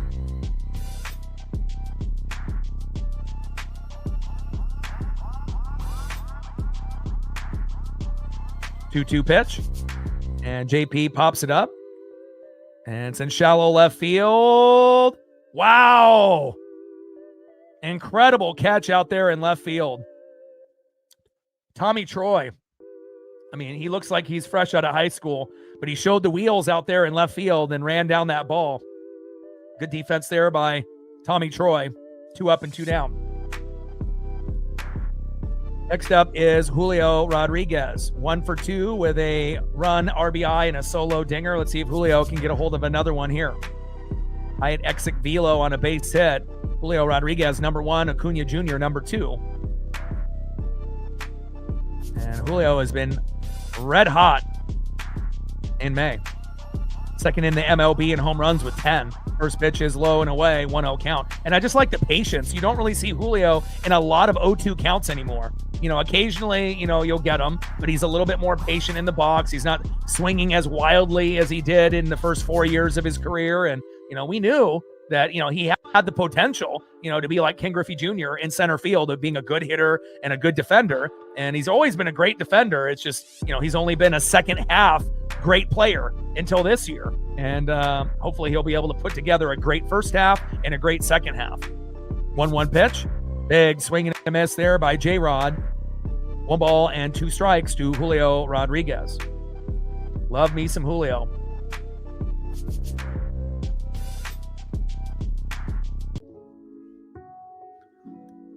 Time is called.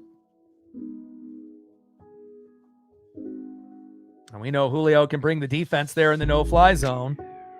Let's see if J-Rod can get a hold of one here. Trident's up. Let's go M's.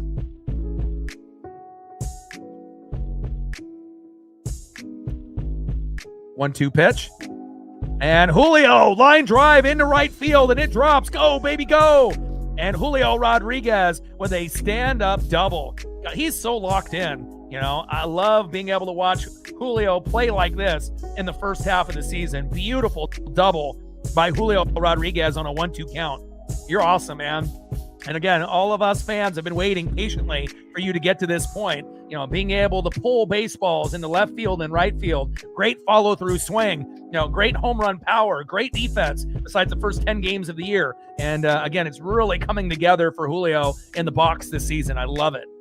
Great double there by J-Rod. Next up in the 3-hole, first baseman Josh Naylor, who missed a home run by about 6 inches on the top of the mat. Let's see if Naylor can connect with a RBI or home run here. First pitch to Naylor, takes a strike right down the middle with a 4-seam fastball, 0-1 count. I got my Julio jersey on today as well. All good all day. And then we got an early afternoon game tomorrow, so come through if you can. 0-1 pitch, big swing and a miss. No balls and 2 strikes from Nelson to Naylor.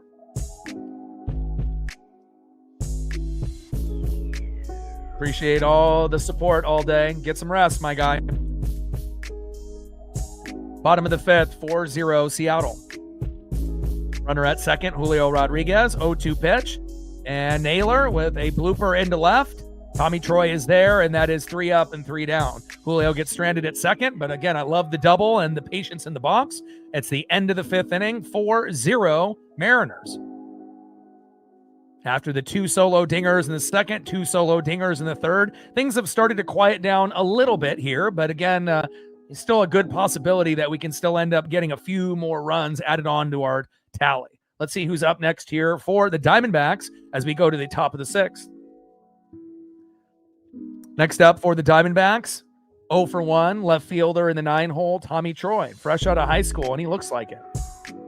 Batting second, 0 for 2 with a K, second baseman, leadoff hitter, stud, Ketel Marte.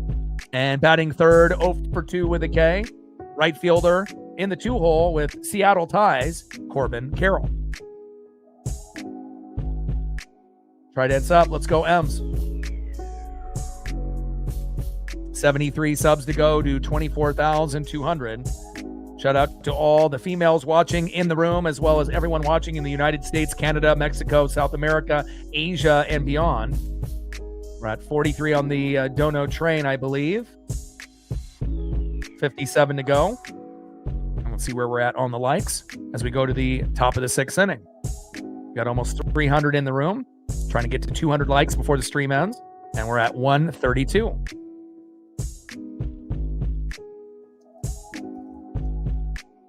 $68 to 200. Shout out to my boy Brooks Beats with the best beats on YouTube.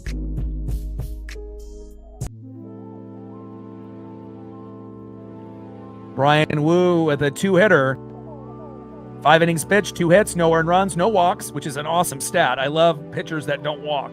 At 8Ks, 70 pitches, 49 strikes with a 3.54 ERA. And then for Ryan Nelson on the flip side, 5 innings pitched, 6 hits, 4 earned runs, no walks, 3Ks, 78 pitches, 54 strikes with a 4.85 ERA. So obviously quite a bit of a difference between Nelson and Wu here today. And I'm glad that we are on the 4-0 side that we all know that we can be on. 4 solo dingers in the game by Luke Raley, Dominic Canzone, Colt Emerson, and Julio Rodriguez. First pitch from Wu to Troy takes a strike looking low and at the knees. Sinker 95 miles an hour, 0-1 count. 0-1 pitch, big swing and a miss. Sweeper 83 miles an hour right down the middle. Wu is nasty as they come. No balls and 2 strikes from Wu to Troy. And I remember when we first brought Wu up and he was in the 5-hole, you just knew with that electricity that he brought on the mound. It's just about getting the control and the confidence and him believing in himself. And now, he may not be number 1 in the rotation, even though that might be Logan Gilbert, but that was a mistake by Dan Wilson. It should have been Brian Wu, but even though he's in the 3 spot this year in the rotation, I think for most of us, we feel the most confident, when Wu is on the mound. And I think next year he'll be the 1, and moving forward, he should be the 1. Top of the 6th inning, 4-0 Seattle. 0-2 pitch, big swing and a miss. Nasty sweeper. See you later, Tommy Troy. And that's punch out number 9. Let's go. Way to bring the electricity, Brian Wu.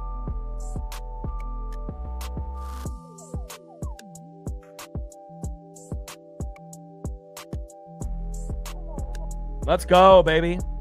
Next up is Ketel Marte. Let's see if he can get his 10th punch out here on Marte or Carroll. First pitch, line drive, and that ends up being fair by Marte, or is it foul?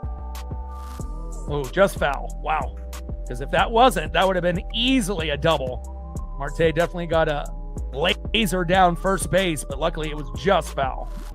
Marte in the box with an 0-1 count. Corbin Carroll on deck. Appreciate you, Angry. See if we get punch out number 10. 0-1 pitch to Marte.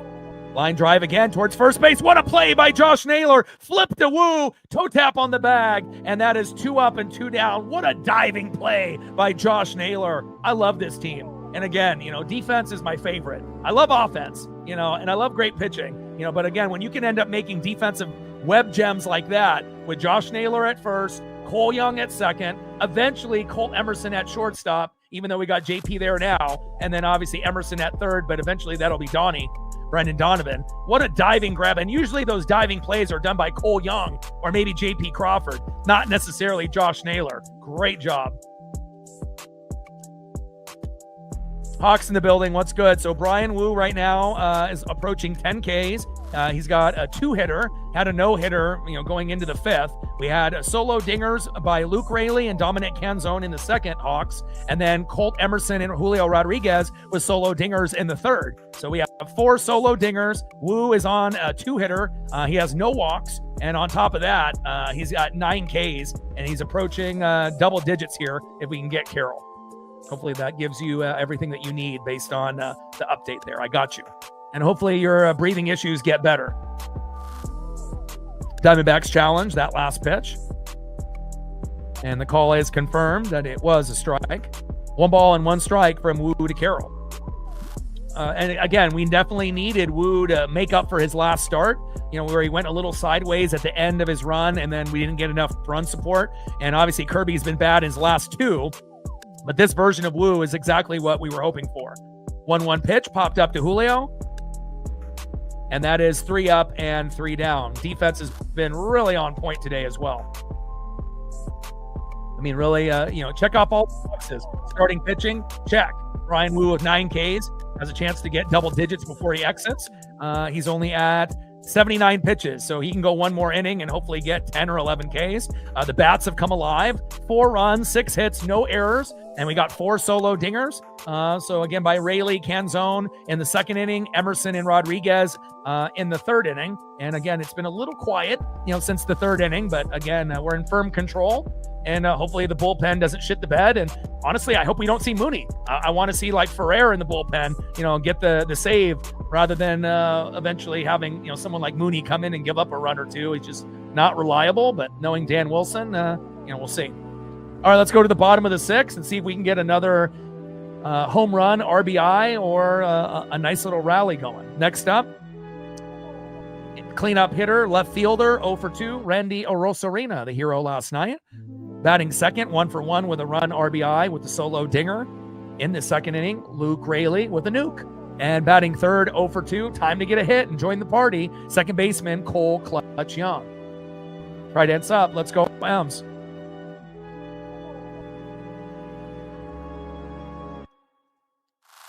Gained another sub since the last commercial break, appreciate you. 72 subs to go, do 24,200. Going to the bottom of the 6th inning, 4-0 Mariners. Got 305 in the room. We got 141 on the likes.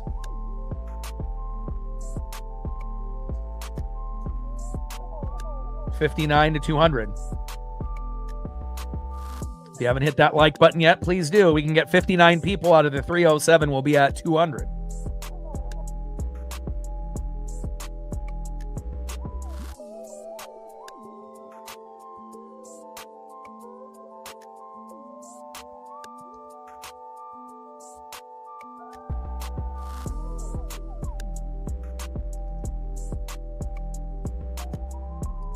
And we're at 43 on the Dono train, 57 to our first goal.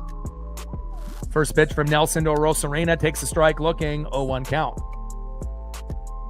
Nelson on the mound, Arozarena in the box. 0-1 pitch, low and away with the curveball. 1 ball and 1 strike to Randy Arozarena, who ended up being the hero with the game-winning RBI last night in the 10th. The most consistent hitter for the Mariners, dating back to the beginning of the year. 1-1 pitch, another ball, low and away, slider 86 miles an hour by Ryan Nelson. 2 balls and 1 strike to Randy Arozarena. 2-1 pitch, high and away, 4-seam fastball missing badly. Count now is 3 balls and 1 strike to Randy Arozarena. A's are up 3-1 against the Yankees. What inning? I can look up on the scoreboard up there, and it should allow me to see that as well. Big swing and a miss there by Arozarena. Count now is full, 3 balls and 2 strikes from Nelson to Randy. We're at 1.5 games up, so if we win this, even if the A's win, we're still in great position. So 3-2 pitch, popped up and out of play. 4-seam fastball, 96 miles an hour there by Ryan Nelson. And again, it's going to be a 3-team race, you assume, between the Mariners, the Athletics, and the Rangers, unless the Angels and the Astros can really turn their, poor luck and injuries around. But it should be between the Rangers, A's, and Mariners. And we're definitely the most talented team out of the 5. Little dribbler towards third. Throw is high. Go, Randy, go. Go, Randy. And Randy ends up going to second base off a high throw. And we'll take an error there by the Diamondbacks. Nice job, Randy. That's why it's so important to run hard. You just never know. Even a routine play might end up, being not routine. And again, Randy with a hard hit ball there. And just a kind of a high throw there from third to first. And Randy ends up jogging to second.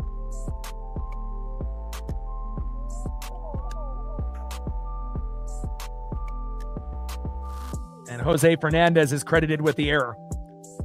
All right, Randy's at second with no outs. Let's see if we can get a few more runs on the board. I'm not satisfied with just 4. I mean, we've been waiting all year to get the offense going, and, now we're really starting to lock in. First pitch from Nelson to Rayleigh, high and inside with a curveball, 81 miles an hour, 1-0 count. Last time Rayleigh was up, that same pitch hit him on the elbow, and he ended up going to first. Hopefully he doesn't get hit here again, and we can get Rayleigh going with a nice RBI or potential home run swing. 1-0 pitch. Big swing and a miss. He was going for the moon there. Four-seam fastball, 96 miles an hour there by Ryan Nelson. 1 ball and 1 strike with a runner at second. Randy Arosarena with no outs. Bottom of the 6th inning, 4-0 Mariners. 4 solo dingers by Seattle. And Brian Wu pitching a gem with 9 Ks and no walks. 1-1 pitch, high and away. Four-seam fastball, 97 miles an hour there by Nelson. 2 balls and 1 strike to Luke Rayleigh. Oh, for sure. Yeah, we if everything is going, with the light, especially once we have Cal and Donnie back, and if they're rolling, there is definitely a chance that we could hit 15 to 20 runs in a game for sure. With the talent that we have, there's no question. There could definitely be opportunities. I mean, imagine we got 4 home runs, all solo dingers. Imagine if some of those were 2-run jacks or 3-run blasts or grand salamis. I mean, essentially, the game could be 10-0 right now if we actually had guys on base before those guys homered. And a little blooper there by Luke Rayleigh. Stop, Randy. And Randy, thankfully, listens to the third base coach and says, go back. And there we go. Nice job there by Luke Rayleigh. Little blooper into left. And now we have runners on the corners at first and third.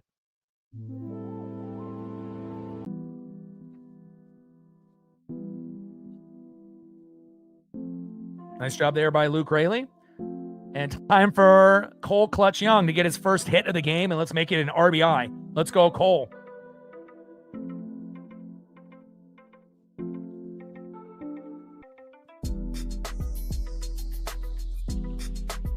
Mariners are a lot funner to watch when things are going our way. Pitching is great. Defense is immaculate. Hitting is, amazing. And obviously the last stat is bullpen. But again, as long as we can have Wu in there and he doesn't have any meltdowns, and, we'll see who they decide to bring in, and hopefully the Diamondbacks don't catch up. And if they end up replacing, their pitcher here, they got Ryan Thompson in the pen, and hopefully we can continue our dominance on him as well. And again, then tomorrow, obviously we got, I believe, Bryce Miller and Luis Castillo, so we shouldn't see the pen at all tomorrow. And we got an early afternoon game on Sunday, so looking forward to that one as well. All right, come on, Cole. Just like Emerson, yesterday going, 0 for 4, kind of felt like if he just worked the count, something good would happen, and it did, and he hit a home run. Let's see if Cole can end up getting a single, double, or a home run here. First pitch into Cole Young for a strike, 0-1 count. 283 average with runners in scoring position, 15 for 53 with 26 ribbies. Let's go, Cole. I agree, Sean. I mean, we've been waiting on this for quite some time, right? Again, we just didn't expect injuries. We didn't expect poor managing. We didn't expect guys to be, a lot worse, than what we thought they were going to be, like with Mooney and Castillo and Gilbert. And then, obviously the injuries to Donnie and Cal were not ideal, but again, it took us a third of the season finally to get to first place, but hopefully we, claim first place like we did, and we don't look back. Pitch fouled off there by Cole Young. No balls and 2 strikes with runners on the corners at first and third and no outs. Bottom of the 6th, 4-0 Mariners. So the main reason they're doing it, the piggybacking, is that, they don't really necessarily want to hurt Castillo's feelings, I feel, based off his salary, even though he should probably be just a pen guy. But again, they're doing it to save the bullpen. That's the number one reason. Since our bullpen has been overworked and they haven't really been very good this season, even though we are one of the top 10 teams in baseball for our bullpen, as well as top 10 in starters, based off ERA and whatnot. But again, it's just, for the simple fact, if they can go the whole game, one guy pitches 5, the other guy pitches 4, then we don't have to bring anybody else in. And then we can end up resting, the bullpen for that day. And then that'll make them fresher, on that next series when we go against the Mets. So pitch fouled off there by Young. 2 balls and 2 strikes from Nelson to Young. 2-2 pitch. Foul back behind the plate to the T-Mobile bricks. 2 balls and 2 strikes from Nelson to Young. I mean, we got 6 starters, and then imagine if Cade Anderson gets called up, that could be another guy. You could have 7 potential starters, and whatnot. So Cade he's going to end up being a starter on this team. He's going to have to wait his turn. And then obviously we assume Castillo won't be on the team next year, but we'll still have 5 starters in place, even if Castillo leaves. And then, we'll see what happens. Maybe we'll end up having a piggyback between Miller and Cade Anderson, unless there's injuries, and then he'll be able to fill in and whatnot. But, they'll start Cade probably in the pen, because obviously we need help there. But eventually Cade will be in the 5, like Wu was a couple years ago, and then he'll work his way up. And if you watch Cade in the farm system, he's electric. And honestly, out of all the pitchers that we have on the staff, he has a chance to be, second or third best, down the road, and, again, he's got some really electric stuff. 2-2 pitch, popped up and out of play. And Cade's got a chance to be kind of like the left-handed Wu, and again, if we can end up having that, imagine what that'll do for our depth. Actually having a lefty in the starting rotation that's dominant. And, I wouldn't be shocked one bit, if he ends up being, third or second best sooner than later, even out of the guys that we have already. 2-2 pitch, hard hit ball, shallow right field. And Randy tags up from third. Run, Randy, run! And there we go. Randy makes it home. 5-0 Mariners.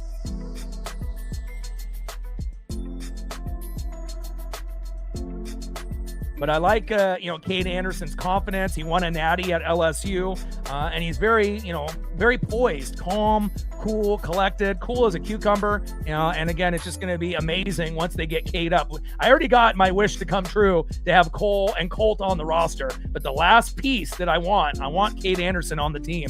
And we might have to wait until summertime, but we should have him get called up. You would assume this season, and if it's not this season, it'll be next year for sure. But we could definitely use his help in the pen, and if there's injuries, he could end up, starting for us, and filling in if there ends up being injuries to Gilbert or Castillo or Miller. And again, dominating in the minors is one thing, but again, he's one of those guys that is very special. And same thing with Ryan Sloan. He's doing pretty well in the farm, not as good as Cade Anderson, but we definitely got a couple other guys that could really help us win and go a little bit deeper on our run this year.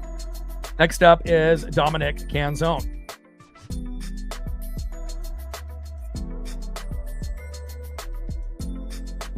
And they're going to have a pitching change here.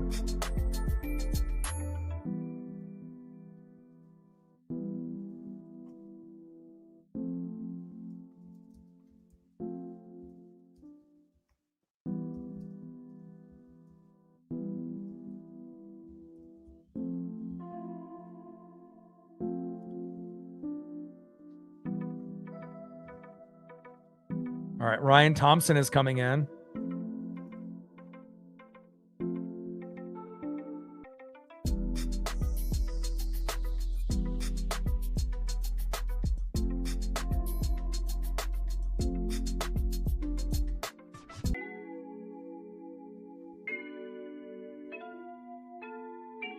And Thompson's a righty, so we don't have to worry about our lefties going out.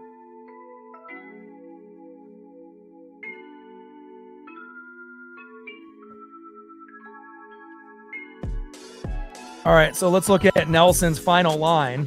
5.1 innings pitched, 7 hits, 4 earned runs, no walks, 3 Ks, 99 pitches, 67 strikes. And after having a rough second and third inning and then giving up a run just moments ago, obviously was pretty good in the 4th and the 5th, but as well as the first inning. But obviously the Mariners took advantage, and now they're going to bring in Ryan Thompson, and hopefully we'll be able to rough him up as well. Next up is Dominic Canzone. On deck is Mitch Garver.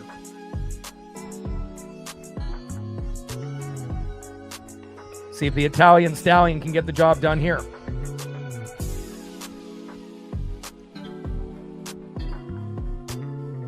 And Thompson's got a wicked sidearm approach, so there's a good chance that someone's going to get hit. There's going to be a wild pitch. You just got to be extra patient, in the box with this, gunslinger, on the mound that pitches very wild. 1-0 pitch, and that one's fouled off behind the plate there by Dominic Canzone. 1 ball and 1 strike from the sidearm thrower Ryan Thompson, the righty on the mound. Dominic Canzone in the box.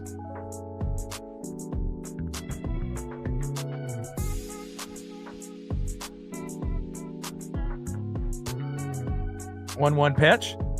And another dribbler towards first base and foul with the sinker. 1 ball and 2 strikes with a runner at first and 1 out. Bottom of the 6th, 5-0 Mariners. Let's go.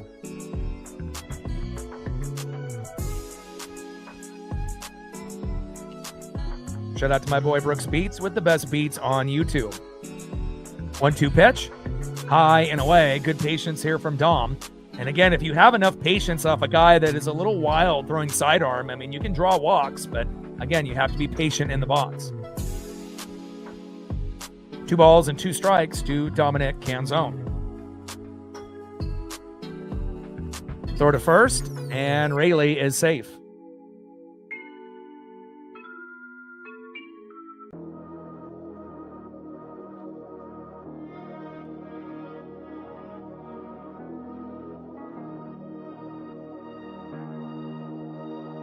Two pitch, popped up and out of play. 2 balls and 2 strikes from Thompson to Canzone.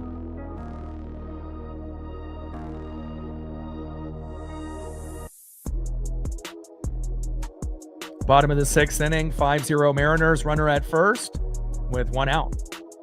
Throw to first again. And they say Luke Rayleigh is out. Are they going to challenge? We're going to take a quick look here to see if Rayleigh is tagged out, and we are challenging. Even the first baseman fell down while he was applying the tag here.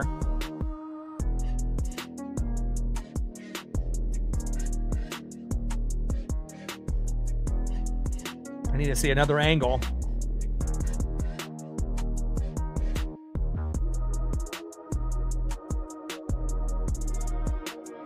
Pretty close. It looks like Rayleigh might have been able to get his fingers in there just before the tag is made, but it's kind of tough to see.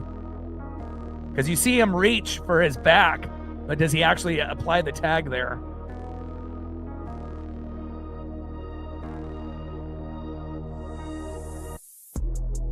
But considering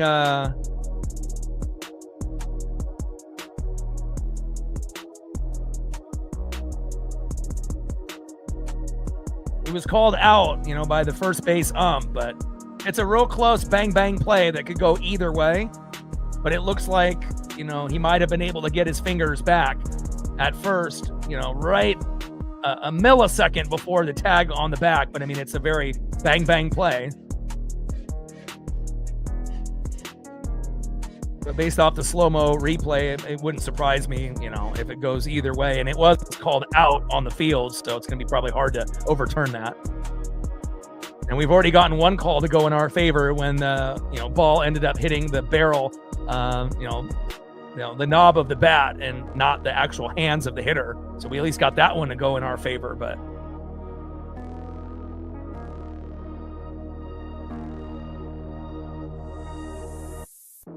All right, call is overturned. All right. And Rayleigh just got his finger on first base right just barely before the tag was applied. I mean, it was right there. I mean, and you can see like how close the mitt was on his back right when he got his fingers in there. So we're lucky there. We're actually getting the calls to, go, our way. And again, it's always great, when you have those 50-50 calls. 2-2 pitch, line drive, big hit towards left field. Go. Run, Rayleigh, run. And Rayleigh, come home, Rayleigh. And Rayleigh stops at third. Nice double by Dom Canzone. And usually that happens, right? After a challenge, and then that next pitch, something usually big happens. And there we go. Nice job there by Dom.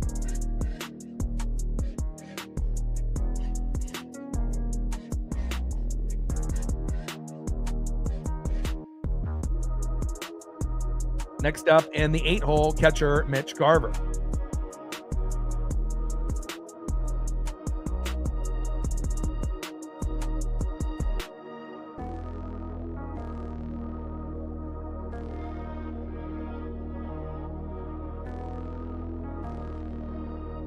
Nice double there by Canzone. Rayleigh to third. Runners now at second and third. First pitch into Garver, in there for a strike. Fly out and a strikeout for Garver so far. Bottom of the 6th inning, 5-0 Mariners with runners at second and third with 1 out. 0-1 pitch. Big swing and a miss there by Garv. Slider, low and away. No balls and 2 strikes. From Thompson to Garver. Come on, Mitch.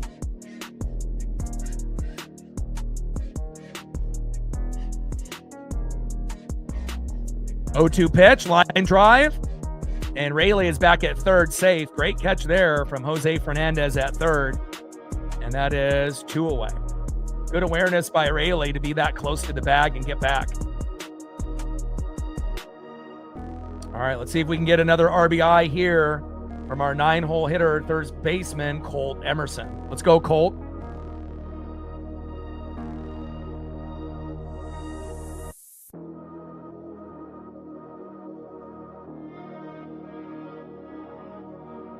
First pitch, low and at the knees. Sinker missing there to Colt Emerson, 1-0 count.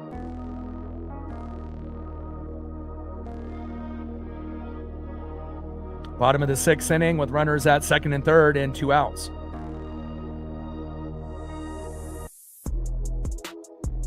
One 0 pitch in there for a strike. 1 ball and 1 strike to Colt Emerson. Come on, Colt. Slider, 77 miles an hour, high and away on that last pitch. 1-1 pitch. Looks like he just got a piece. Ends up going back to the backstop. Towards the T-Mobile bricks. Sinker, 89 miles an hour. 1 ball and 2 strikes from Thompson to Emerson. Trident's up. Let's go, Ems.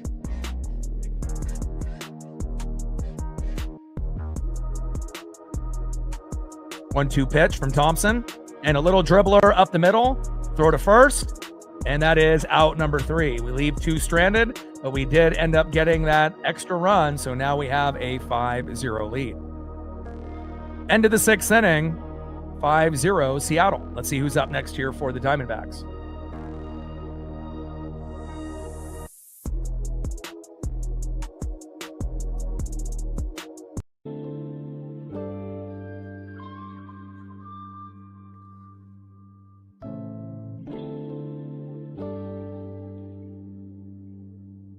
Next up for the Diamondbacks, 0 for 2 with a K in the 3-hole, shortstop Geraldo Perdomo. Batting second, 0 for 2 with 2 Ks, catcher in the 4-hole, cleanup hitter Gabriel Moreno. And batting third, 1 for 2 with a K, DHing in the 5-hole, Adrian Del Castillo. And Woo's at 79 pitches, so he has an opportunity to go 1 more inning. And Brian Woo's been electric. 6 innings pitched, 2 hits, no earned runs, no walks, 9 Ks, 79 pitches, 57 strikes, ERA of 3.49. And hopefully he'll get 10 or 11 Ks before he ends up making his exit. Trident's up. Let's go, Ems. 72 subs away from 24,200. And we gained another sub since the last commercial break. Thank you so much. Shout out to our female audience, as well as all our new subs and everyone watching in the United States, Canada, Mexico, South America, Asia, and beyond. We're at 43 on the Dono train, 57 to go. And if you haven't smashed that like button yet, we have almost 400 people in the room. We want to try to get to 200 before the game is over, and we're at 158, so we're almost there.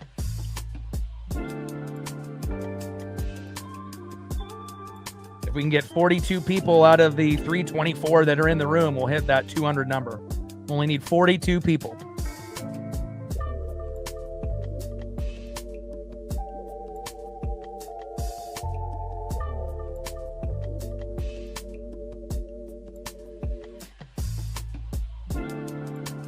'50th anniversary for the Seattle Mariners, 40 plus years on the radio, and every stream will be dedicated to the legend and the icon, Rick Riz. We love you. First pitch in there to Perdomo, in there for a strike looking, 0-1 count. Perdomo in the box, Brian Woo on the mound.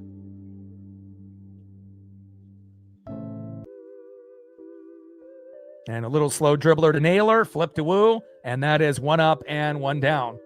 Great defense there by Josh Naylor today, working very well with Brian Wu. Nice job. One up and one down after Perdomo grounds out to first. Next up, cleanup hitter, catcher, Gabriel Moreno.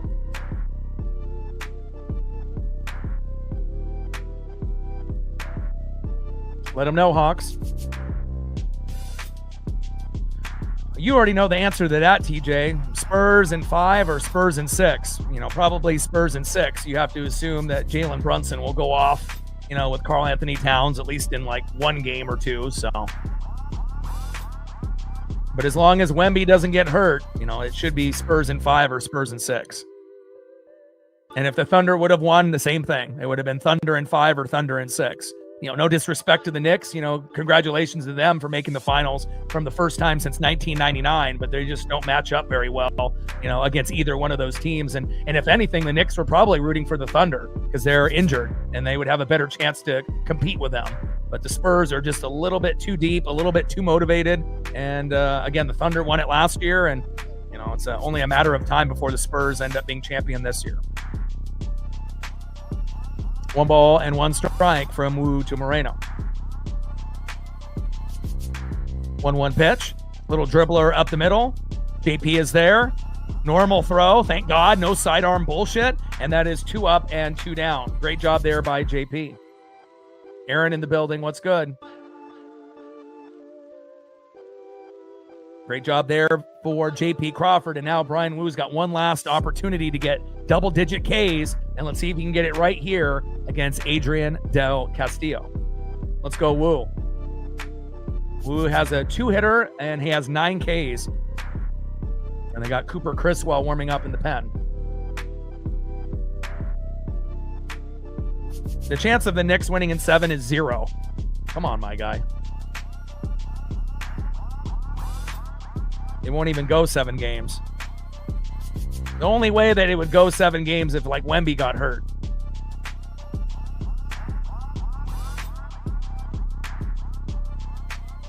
First pitch in there for a strike swinging, 0-1 count. Little dribbler up the middle. Looks like we're not going to get that 10th K. Cole Young, throw to Naylor, toe tap on the bag, and that is out number 3.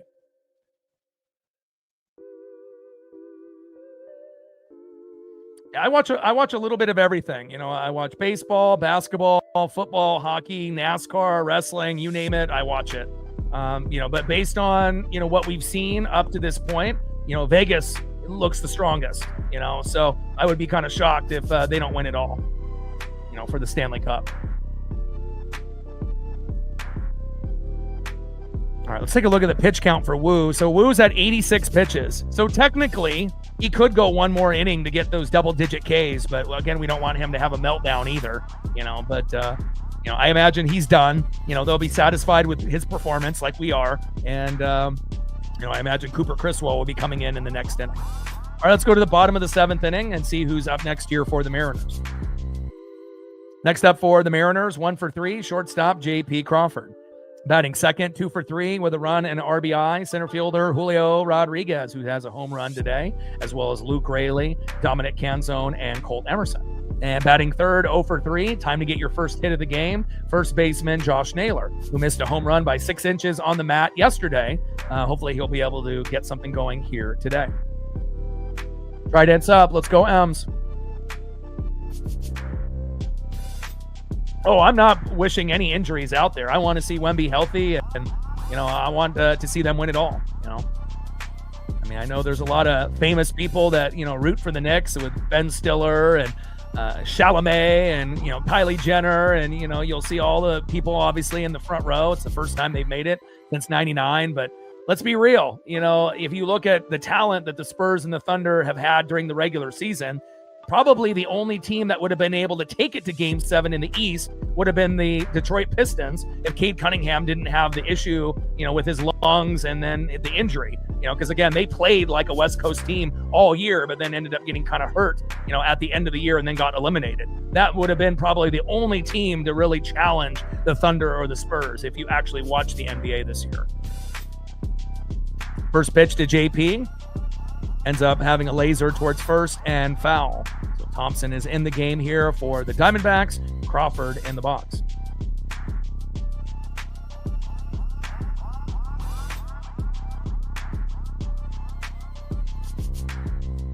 0-1 pitch, big swing and a miss. No balls and 2 strikes from Thompson to Crawford.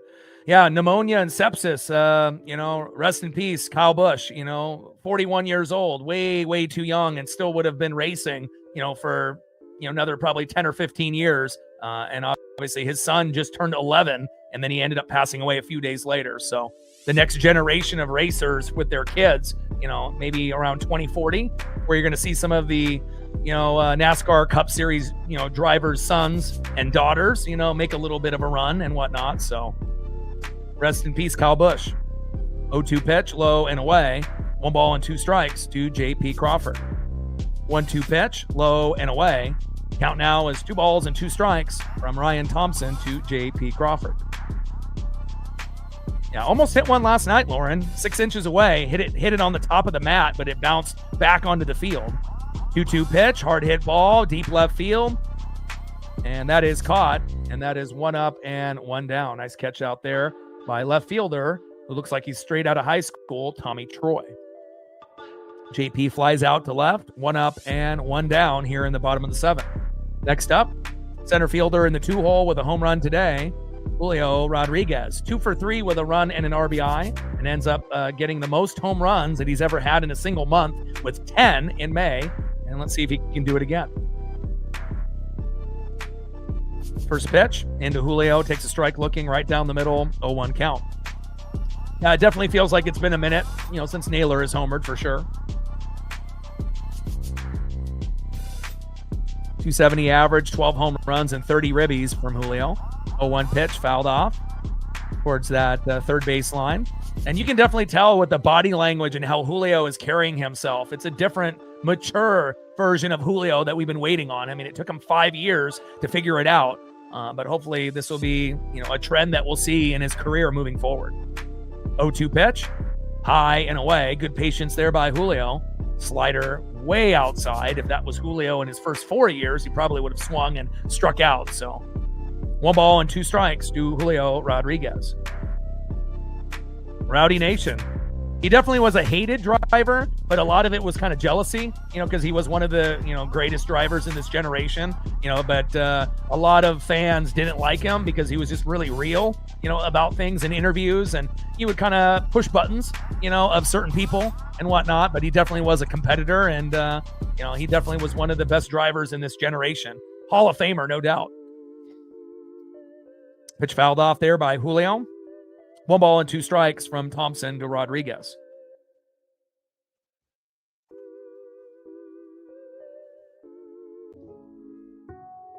Shout out to my boy Brooks Beats with the best beats on YouTube. 1-2 pitch, and Julio pops it up into left field. Should be a routine play out there. And that is 2 up and 2 down. Tommy Troy making that play out there in left field. Down goes Julio. Next up, first baseman, Josh Naylor. Let's go, Josh.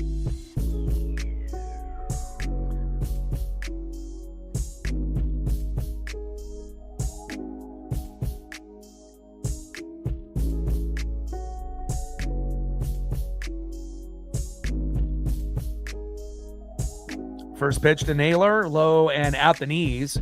Slider missing there by Ryan Thompson, 1-0 count. Bottom of the 7th inning, 5-0 Mariners with nobody on and 2 outs. And again, it definitely has felt like we've had a few turning points this season. And obviously after sweeping the Athletics, we definitely are feeling ourselves. Little dribbler towards first, throw to flip to the pitcher to Thompson, toe tap on the bag, and that is 3 up and 3 down. End of the 7th inning, 5-0 Mariners.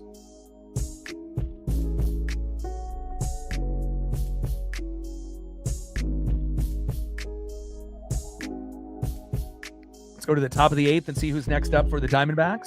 And we're definitely waiting on Brooks to end up pumping out some new additions that we can have on the channel. He's definitely busy with a lot of running and, doing mini marathons and keeping himself in shape. But I imagine there will be some slappers and bangers that we'll be able to have here on the channel sooner than later that we can add to the playlist. Next up for the Diamondbacks in the top of the 8th, 0 for 2 with a K in the 6-hole center fielder, Ryan Waldschmidt. Batting second, 1 for 2 in the 7-hole, first baseman Ildemaro Vargas. And batting third, 0 for 2 with a K and an error, third baseman in the 8-hole, Jose Fernandez. And I assume Wu will be done since he's at 86 pitches, unless they have him try to get that last K and get to the mid-90s and then they pull him. But I assume this will be Cooper Criswell, who was warming up in the pen, but we'll find out here in a moment.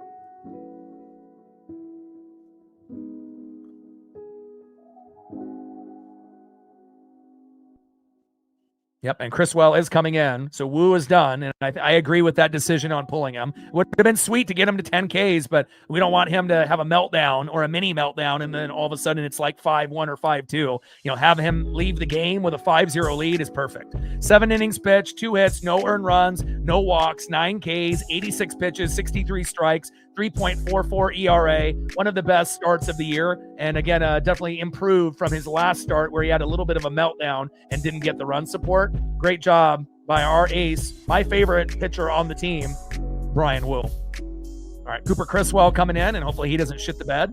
And hopefully we'll still have a 5-0 lead when we go to the 9th.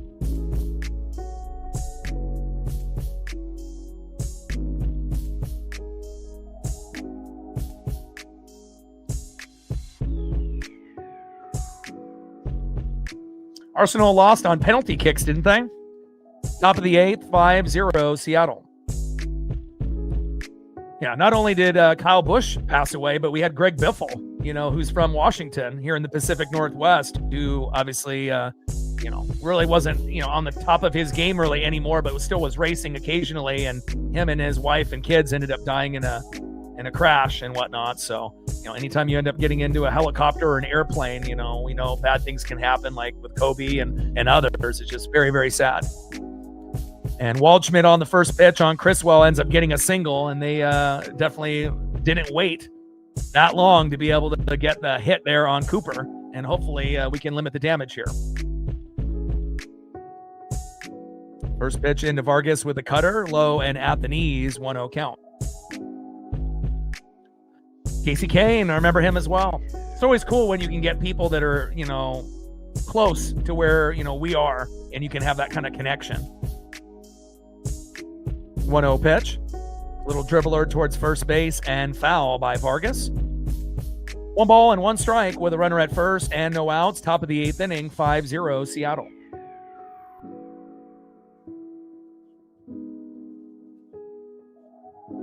And they are showing Paul Sewald. We absolutely loved Paul when he was on the Mariners. Could really use a guy like Sewald if he's healthy, on Seattle, but, had to make the move. 1-1 pitch, low and at the knees. 2 balls and 1 strike from Criswell to Vargas.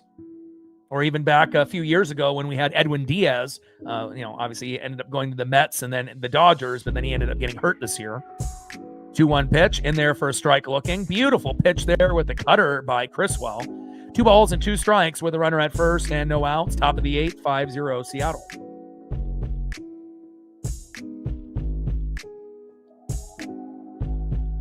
Two-two pitch, little dribbler towards first and foul. The Biffle situation is really sad because people in his circle robbed him as soon as the news came out that he died with his wife and his kids. They ended up hacking his bank account, raiding his house, stealing, a lot of his money and, a lot of his, trophies and whatnot, and going into the bank accounts and, funneling money out of there. Sick people, man. You think people that are your friends, or people that work for you that could be honest, and not do things like that. But I guess that's the world that we live in. Pitch fouled off there by Vargas. 2 balls and 2 strikes with a runner at first and no outs. Top of the 8th, 5-0 Seattle. 2-2 pitch from Criswell. Popped up and out of play. Count still remains 2 balls and 2 strikes from Criswell to Vargas. Trident's up. Let's go M's. Sweeping the A's on the brink. If we can hang on and win this game of winning the series against the Diamondbacks. And then obviously if we win here today, we got a chance to sweep them tomorrow with, I believe, Miller and Castillo on the mound tomorrow. And then we won't have to use the bullpen at all. Miller for 5, Castillo for, potentially 4. 2-2 pitch. Popped up. And should be a routine play here for J.P. Crawford. And that is 1 up and 1 down. Nice job there by J.P. Down goes Vargas. And that is 1 away. Next up in the 8-hole, third baseman Jose Fernandez.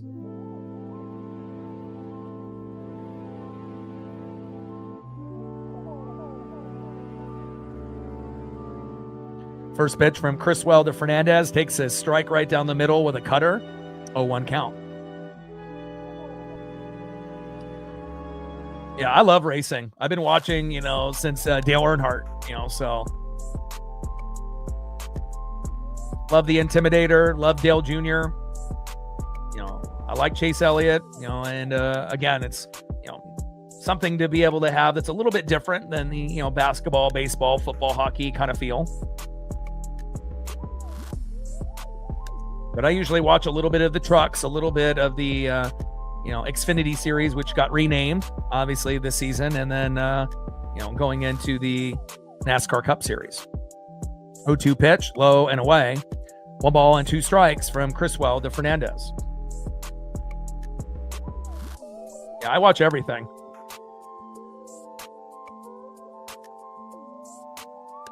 It's like what the O'Reilly series now with that provider, that's sponsored instead of the Xfinity series. Little dribbler up the middle. JP, double play, not in time. The delivery there from JP was a little slow, but at least we ended up getting the fielder's choice. But obviously the throw to first after the flip to Young wasn't in time. And that is 2 away. Yeah, never been to a race before. But I've had my former boss back in the day go to Vegas and bring back some memorabilia for me, but haven't been able to go. Would love to go to Daytona or Talladega, at least once before I'm gone, to be able to feel the the energy and obviously the speed of the cars and the tailgating experience.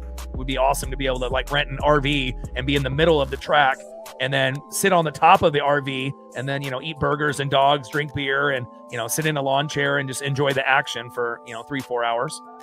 Definitely is something that is on the bucket list. First pitch is high and away with the sweeper, 80 miles an hour, 1-0 count.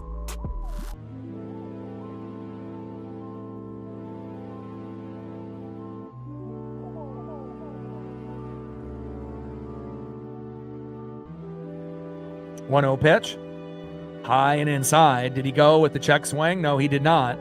Cutter inside, 86 miles an hour there by Cooper Criswell. 2 balls and no strikes from Criswell to Troy.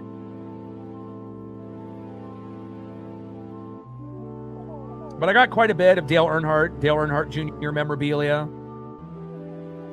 I got a Jeff Gordon auto, on an early rookie card, from the track series back in the day. And I got a little bit of artwork as well. I got this really amazing piece that has Richard Petty and Dale Earnhardt, on it together with all the trophies of their Winston Cup championships, back in the day. 2-1 pitch. Hard hit ball there by Tommy Troy. Out of play. 2 balls and 2 strikes with a runner at first and 2 outs. Top of the 8th, 5-0 Seattle.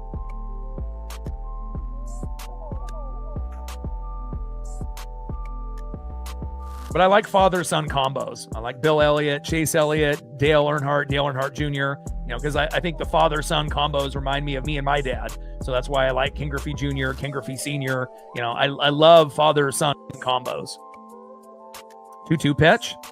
Low and away. Change up missing there by Criswell. Count now is full. 3 balls and 2 strikes to Tommy Troy. Parker with a 5er. Appreciate you.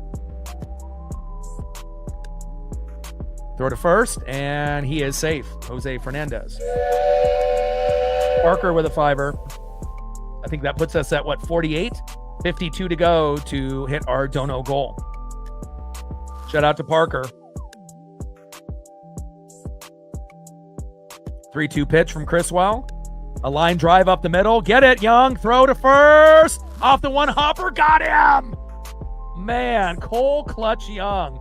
I mean, this guy is goddamn fucking incredible on defense. And again, you're going to see plays like that from Emerson when he's at short, as well as Cole Young at second. And again, once we end up getting Donnie at third and then Naylor at first, we're going to have one of the best infields for defense in the league.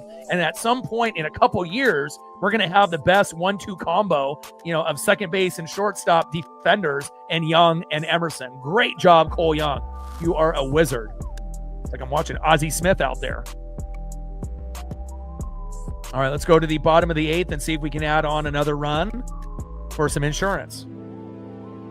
Next up for the Mariners, 0 for 3 with a run, left fielder Randy Arozarena. Batting second, 2 for 2 with a run, RBI, and a home run, right fielder Luke Raley.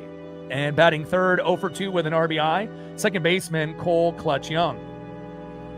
Trident's up, let's go M's. Shout out to my boy Brooks Beats with the best beats on YouTube. Gained another sub since the last commercial break. Appreciate you. 70 subs to go. Do 24,200. Shout out to our female audience, as well as everyone watching in the United States, Canada, Mexico, South America, Asia, and beyond. Let's see how close we are to 200 likes with 346 in the room. All right, we're at 184. I mean, we're right there. We just need 16 people.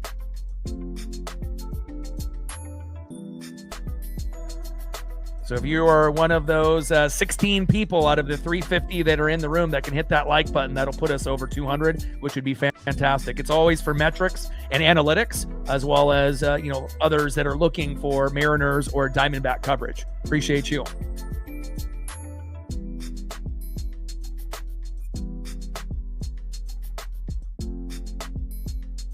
Let's go to the bottom of the 8th. Mariners dominating from the beginning of the game here all the way to the end. 5 runs, 8 hits, no errors for the Mariners. 0 runs, 3 hits, and an error by the Diamondbacks. And again, we play up to the competition, and we played up to the athletic competition, since they're not a bottom feeder anymore, and we're playing up to the Diamondbacks. And like I said, I don't, get scared when we have good teams that we face, and obviously it'll be a little bit of a different story when we end up playing the Mets. There's a chance to kind of play down to them, even though they have good players like Juan Soto and company and Francisco Lindor. But, I'm pretty confident that we can get the job done against that struggling Met team at home starting on Monday.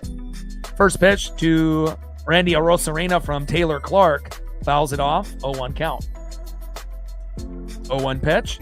Little dribbler there by Randy. Should be a routine play. Throw to first. And that is 1 away.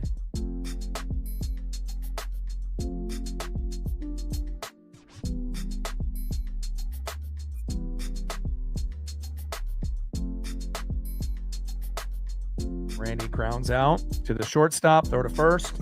Toe tap on the bag, 1 up and 1 down. Taylor Clark on the mound. And next up for the Mariners, number 1 in home runs and RBIs for the team as a part-time player, Luke Raley. First pitch to Luke. Pops it up into left field, out of play. And just imagine if Luke Raley was a full-time player, hell, he probably would be at 20 home runs. I mean, he's at 13 right now as a part-time player, and he probably would be right there with Munetaka Murakami, who just went to the IL with a hamstring, Kyle Schwarber, Aaron Judge, and Ben Rice. Again, you see the guys that are at the top of the home run, leaderboard. It's probably safe to say Luke Raley would probably be right up there. I'm not saying that he would be first, but he definitely would be probably in the top 4 in home runs if he was a full-time player. Hell, maybe even top 3. 1-1 pitch, foul back behind the plate. Change up 89 miles an hour there by Taylor Clark. 1 ball and 2 strikes to Luke Raley.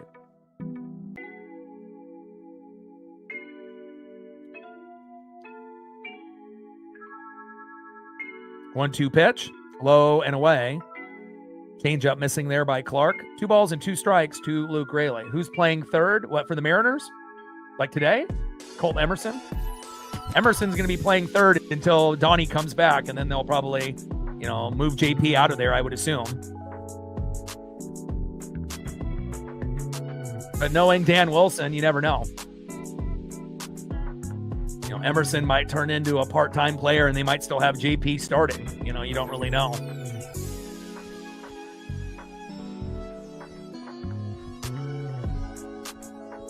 Bottom of the 8th inning, 5-0 Seattle. Nobody on with 1 out. 2-2 pitch to Luke. Broken bat, little blooper, and is caught. And that is 2 up and 2 down. Nice catch there by Jose Fernandez.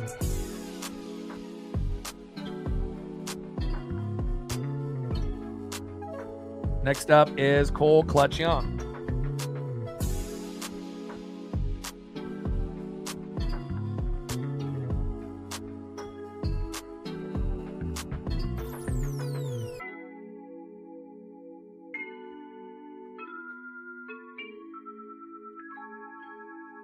First pitch into Young, little blooper, center field, and drops. There we go. There's my boy.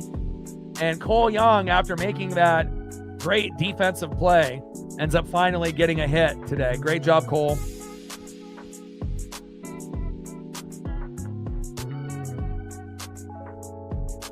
Fastball right down the middle by Taylor Clark. Cole Young says, I got this.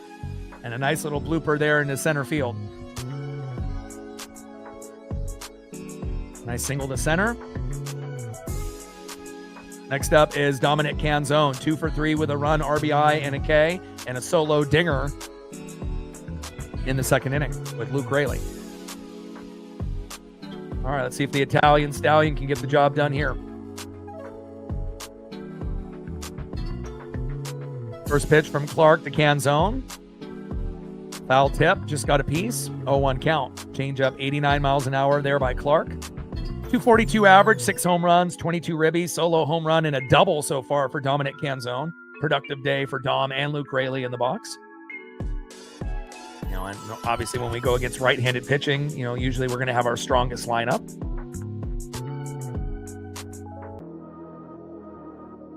Oh-1 pitch, low and into the dirt. 1 ball and 1 strike from Clark to Canzone.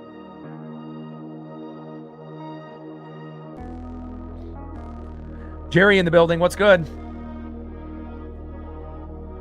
Is that what's on tap for dinner tonight? Spaghetti and meatballs? Sounds delicious. Well, that's one of my all-time favorites. 1-1 pitch, a little slow dribbler up the middle. Should be a routine play to first. Toe tap on the bag, and that is 3 up and 3 down. All right, let's go to the 9th inning, and we're going to see Alex Hoppe instead of Andres Munoz, and let's see if Hoppe can end up getting the job done here. We know Hoppe has been a little wild, you know, but again, I guess it's better than having Mooney out there again. Give someone else a chance to see if they can, get the job done. And hopefully Alex Hoppe will end up giving us a 5-0 victory. Hoppe, obviously, on the team, you know, filling in, you know, as a AAA pitcher from the Tacoma Rainiers with a lot of the injuries that we've had. And again, hopefully around June 4th, June 5th, we'll have Miles Mastroboni back as a part-time player. Carlos Vargas, on the team for the first time in 2026, as well as Brandon Donovan and Cal Raleigh. You know, but I wouldn't be shocked if Cal ends up coming later, you know, than Donnie and the rest. You know, it might end up being closer to, you know, June 10th or even beyond. We just want to make sure that they're healthy and we don't rush them back. All right, let's go to the top of the 9th inning and see who's up next year for the Diamondbacks.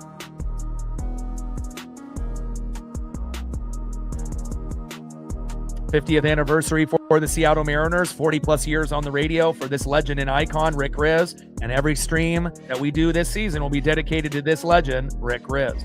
Leading off 0 for 3 with a K, second baseman Ketel Marte.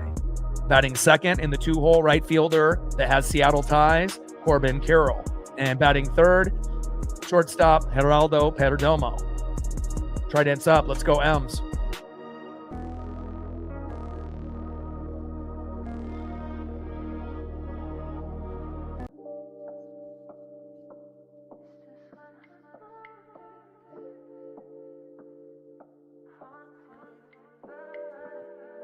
I mean, we had a lot of guys pitch yesterday, right? You know, we saw Brash shit the bed. You know, we had Ferrer out there, Gabe Spire, you know, and I think that, you know, if we're never going to see Brash as a closer, you know, then Jose Ferrer has experience as a closer. He did it for half the season on the Nationals last year. And obviously we traded Harry Ford, our prospect catcher, for him. So that would probably be the guy that I would want. And I don't really trust Ferrer either, but I trust him more than I trust Mooney. Mooney is the worst player on the team right now, and then Castillo is probably number 2. So, if we can improve, even though Castillo had his best start of the season, his last start, still not really trustworthy guys. And honestly, we don't really have anyone that's fully trustworthy in the pen right now. Brash was the most trustworthy until yesterday. So, and he didn't look right. He looked injured. 1-0 pitch, low and at the knees. 2 balls and no strikes from Hoppy to Marte. 2-0 pitch. And Marte pops it up. Young is there. 1 up and 1 down. Nice job by Cole Young. He has saved us more hits and more runs than any player on the team besides Julio Rodriguez. Cole Young, you are an animal. I love the defense. 1 down for Alex Hoppy. And if that was Mooney, that probably would have been a single. Next up is Corbin Carroll. And the reason that they went with Hoppy today rather than someone that pitched yesterday is for that simple fact. They pitched yesterday. So since we have a few, able bodies, they might as well say, well, we're up 5-0. Do we really want to have a AAA guy in there? Not really. But again, anything is better than Mooney at this point.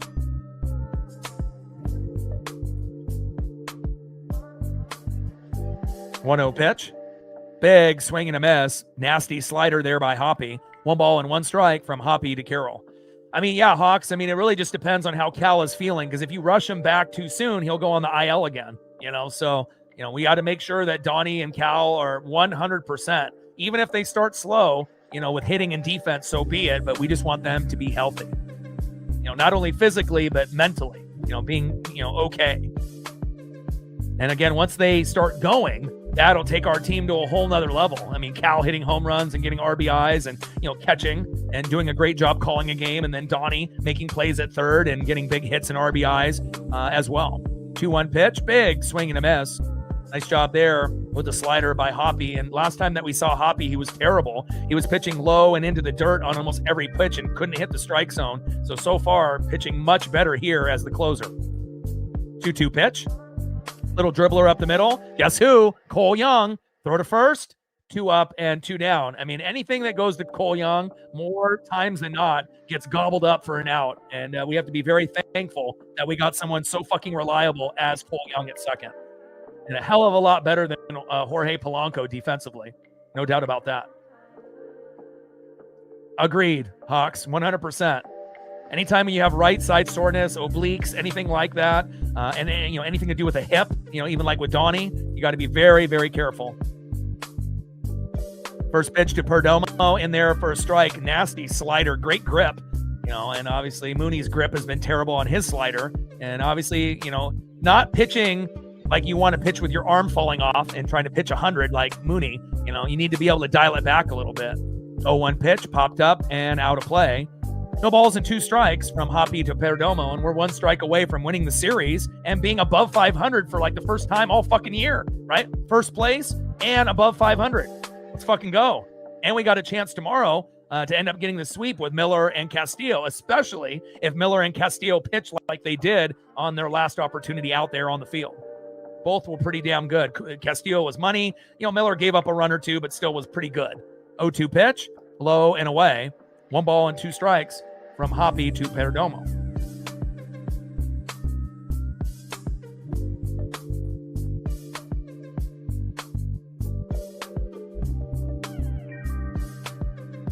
Come on, Hoppy. 1-2 pitch, low and into the dirt. Slider bouncing off. Mitch Garver's padding there on his chest. Chest protector. 2 balls and 2 strikes from Hoppy, our AAA pitcher from the Tacoma Rainiers, to Geraldo Perdomo, who's 0 for 3 with a K.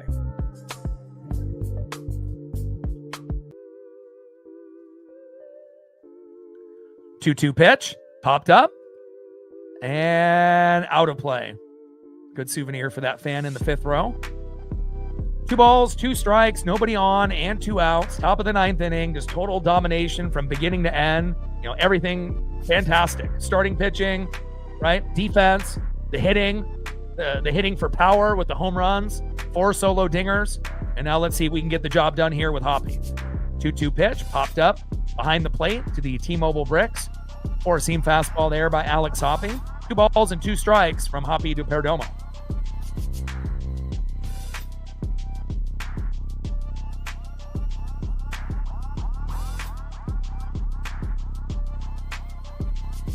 2-2 pitch.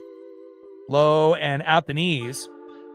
Hoppy has a tendency of going, kind of into the dirt with a lot of his pitches there. I know he doesn't want to go down the middle, and that's why he's doing that. But, you can always pitch low and away and high and away, not low and inside all the time. 3-2 pitch to Perdomo. Check swing. Did he go? And that ends up being a walk to Perdomo. Come on, Hoppy.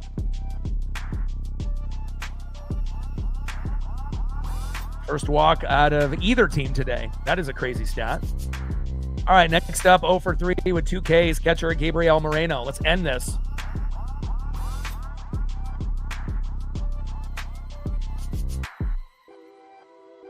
First pitch, high and inside to Moreno, 1-0 count.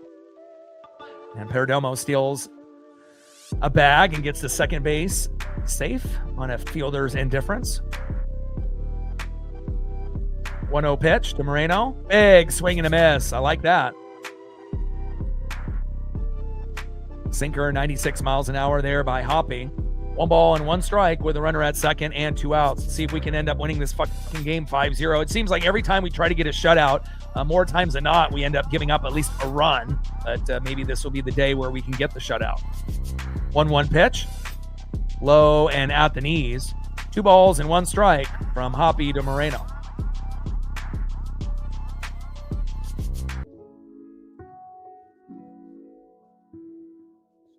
Trident's up. Let's go, M's.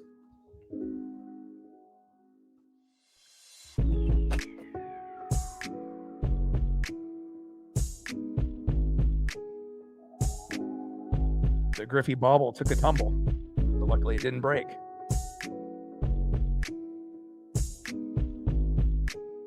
Two balls and 2 strikes from Hoppy to Moreno. Time is called.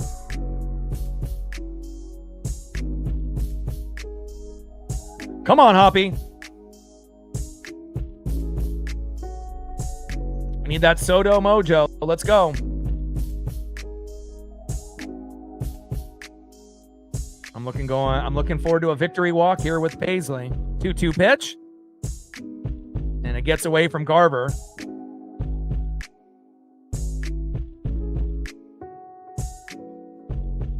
Runner comes home. What was Garver doing?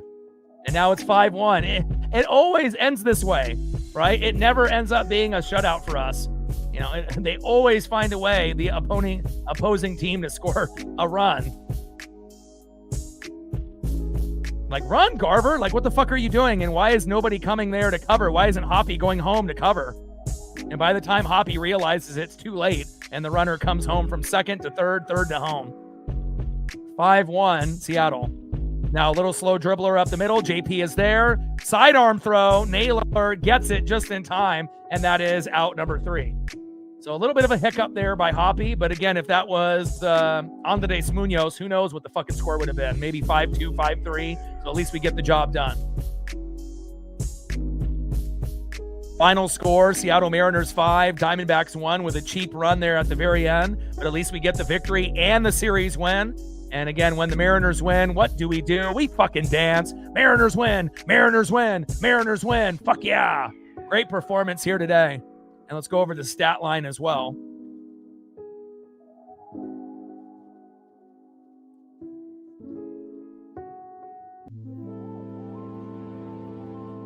All right, we'll start off with the stats here with the visiting Diamondbacks. Ketel Marte 0 for 4. Corbin Carroll 0 for 4. Geraldo Perdomo 0 for 3. Gabriel Moreno 0 for 4. I like that. Adrian Adel Castillo 1 for 3. Ryan Waldschmidt 1 for 3. Ildemaro Vargas 1 for 3. Jose Fernandez 0 for 3. And Tommy Troy 0 for 3. And then let's go with the Mariners.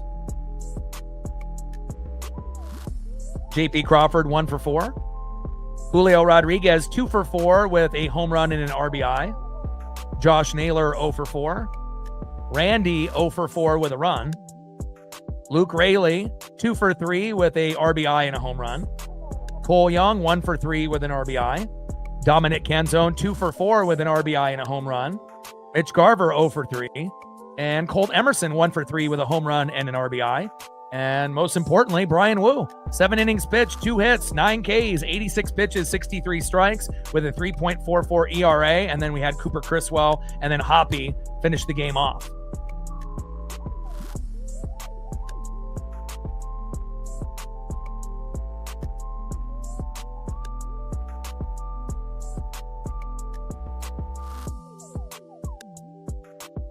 Great job there by the Mariners on getting the 5-1 victory. And ESPN, you know how they roll. And they have it on there as 5-0, but it is 5-1. But they'll end up making the adjustment and whatnot. But we'll get the victory walk with the pup. And we ended up getting the victory, even though they did get a cheap run. But a 5-1 victory is a 5-1 victory. So love you guys, and I appreciate you guys very much. Shout out to all the people that donated, commented, and shared. Shout out to Dank and Flying Monkey and Sean and Parker. And then we ended up getting another dono as well. And we ended up getting that. Was that? Let's see.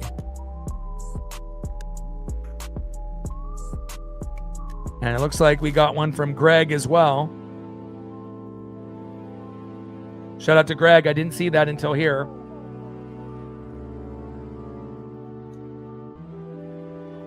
Every dollar counts.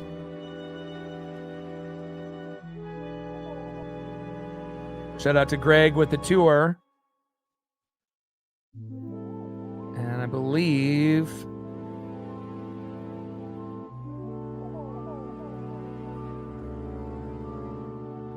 Let's see. I think we have one more.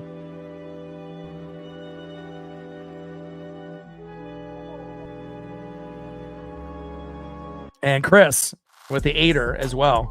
Shout out to Chris. Didn't want to forget about Chris as well. So just wanted to make sure we got all that squared away. I love you guys, and I appreciate you guys very much. That dude, appreciate you with the sub as well. Sean, what's good? We got it. And again, we got an early game tomorrow, obviously with, I believe, Bryce Miller and Luis Castillo on the mound tomorrow, I believe around 1:10 Pacific. So look forward to, calling that game tomorrow as well. See if we can get the brooms out and go for the sweep.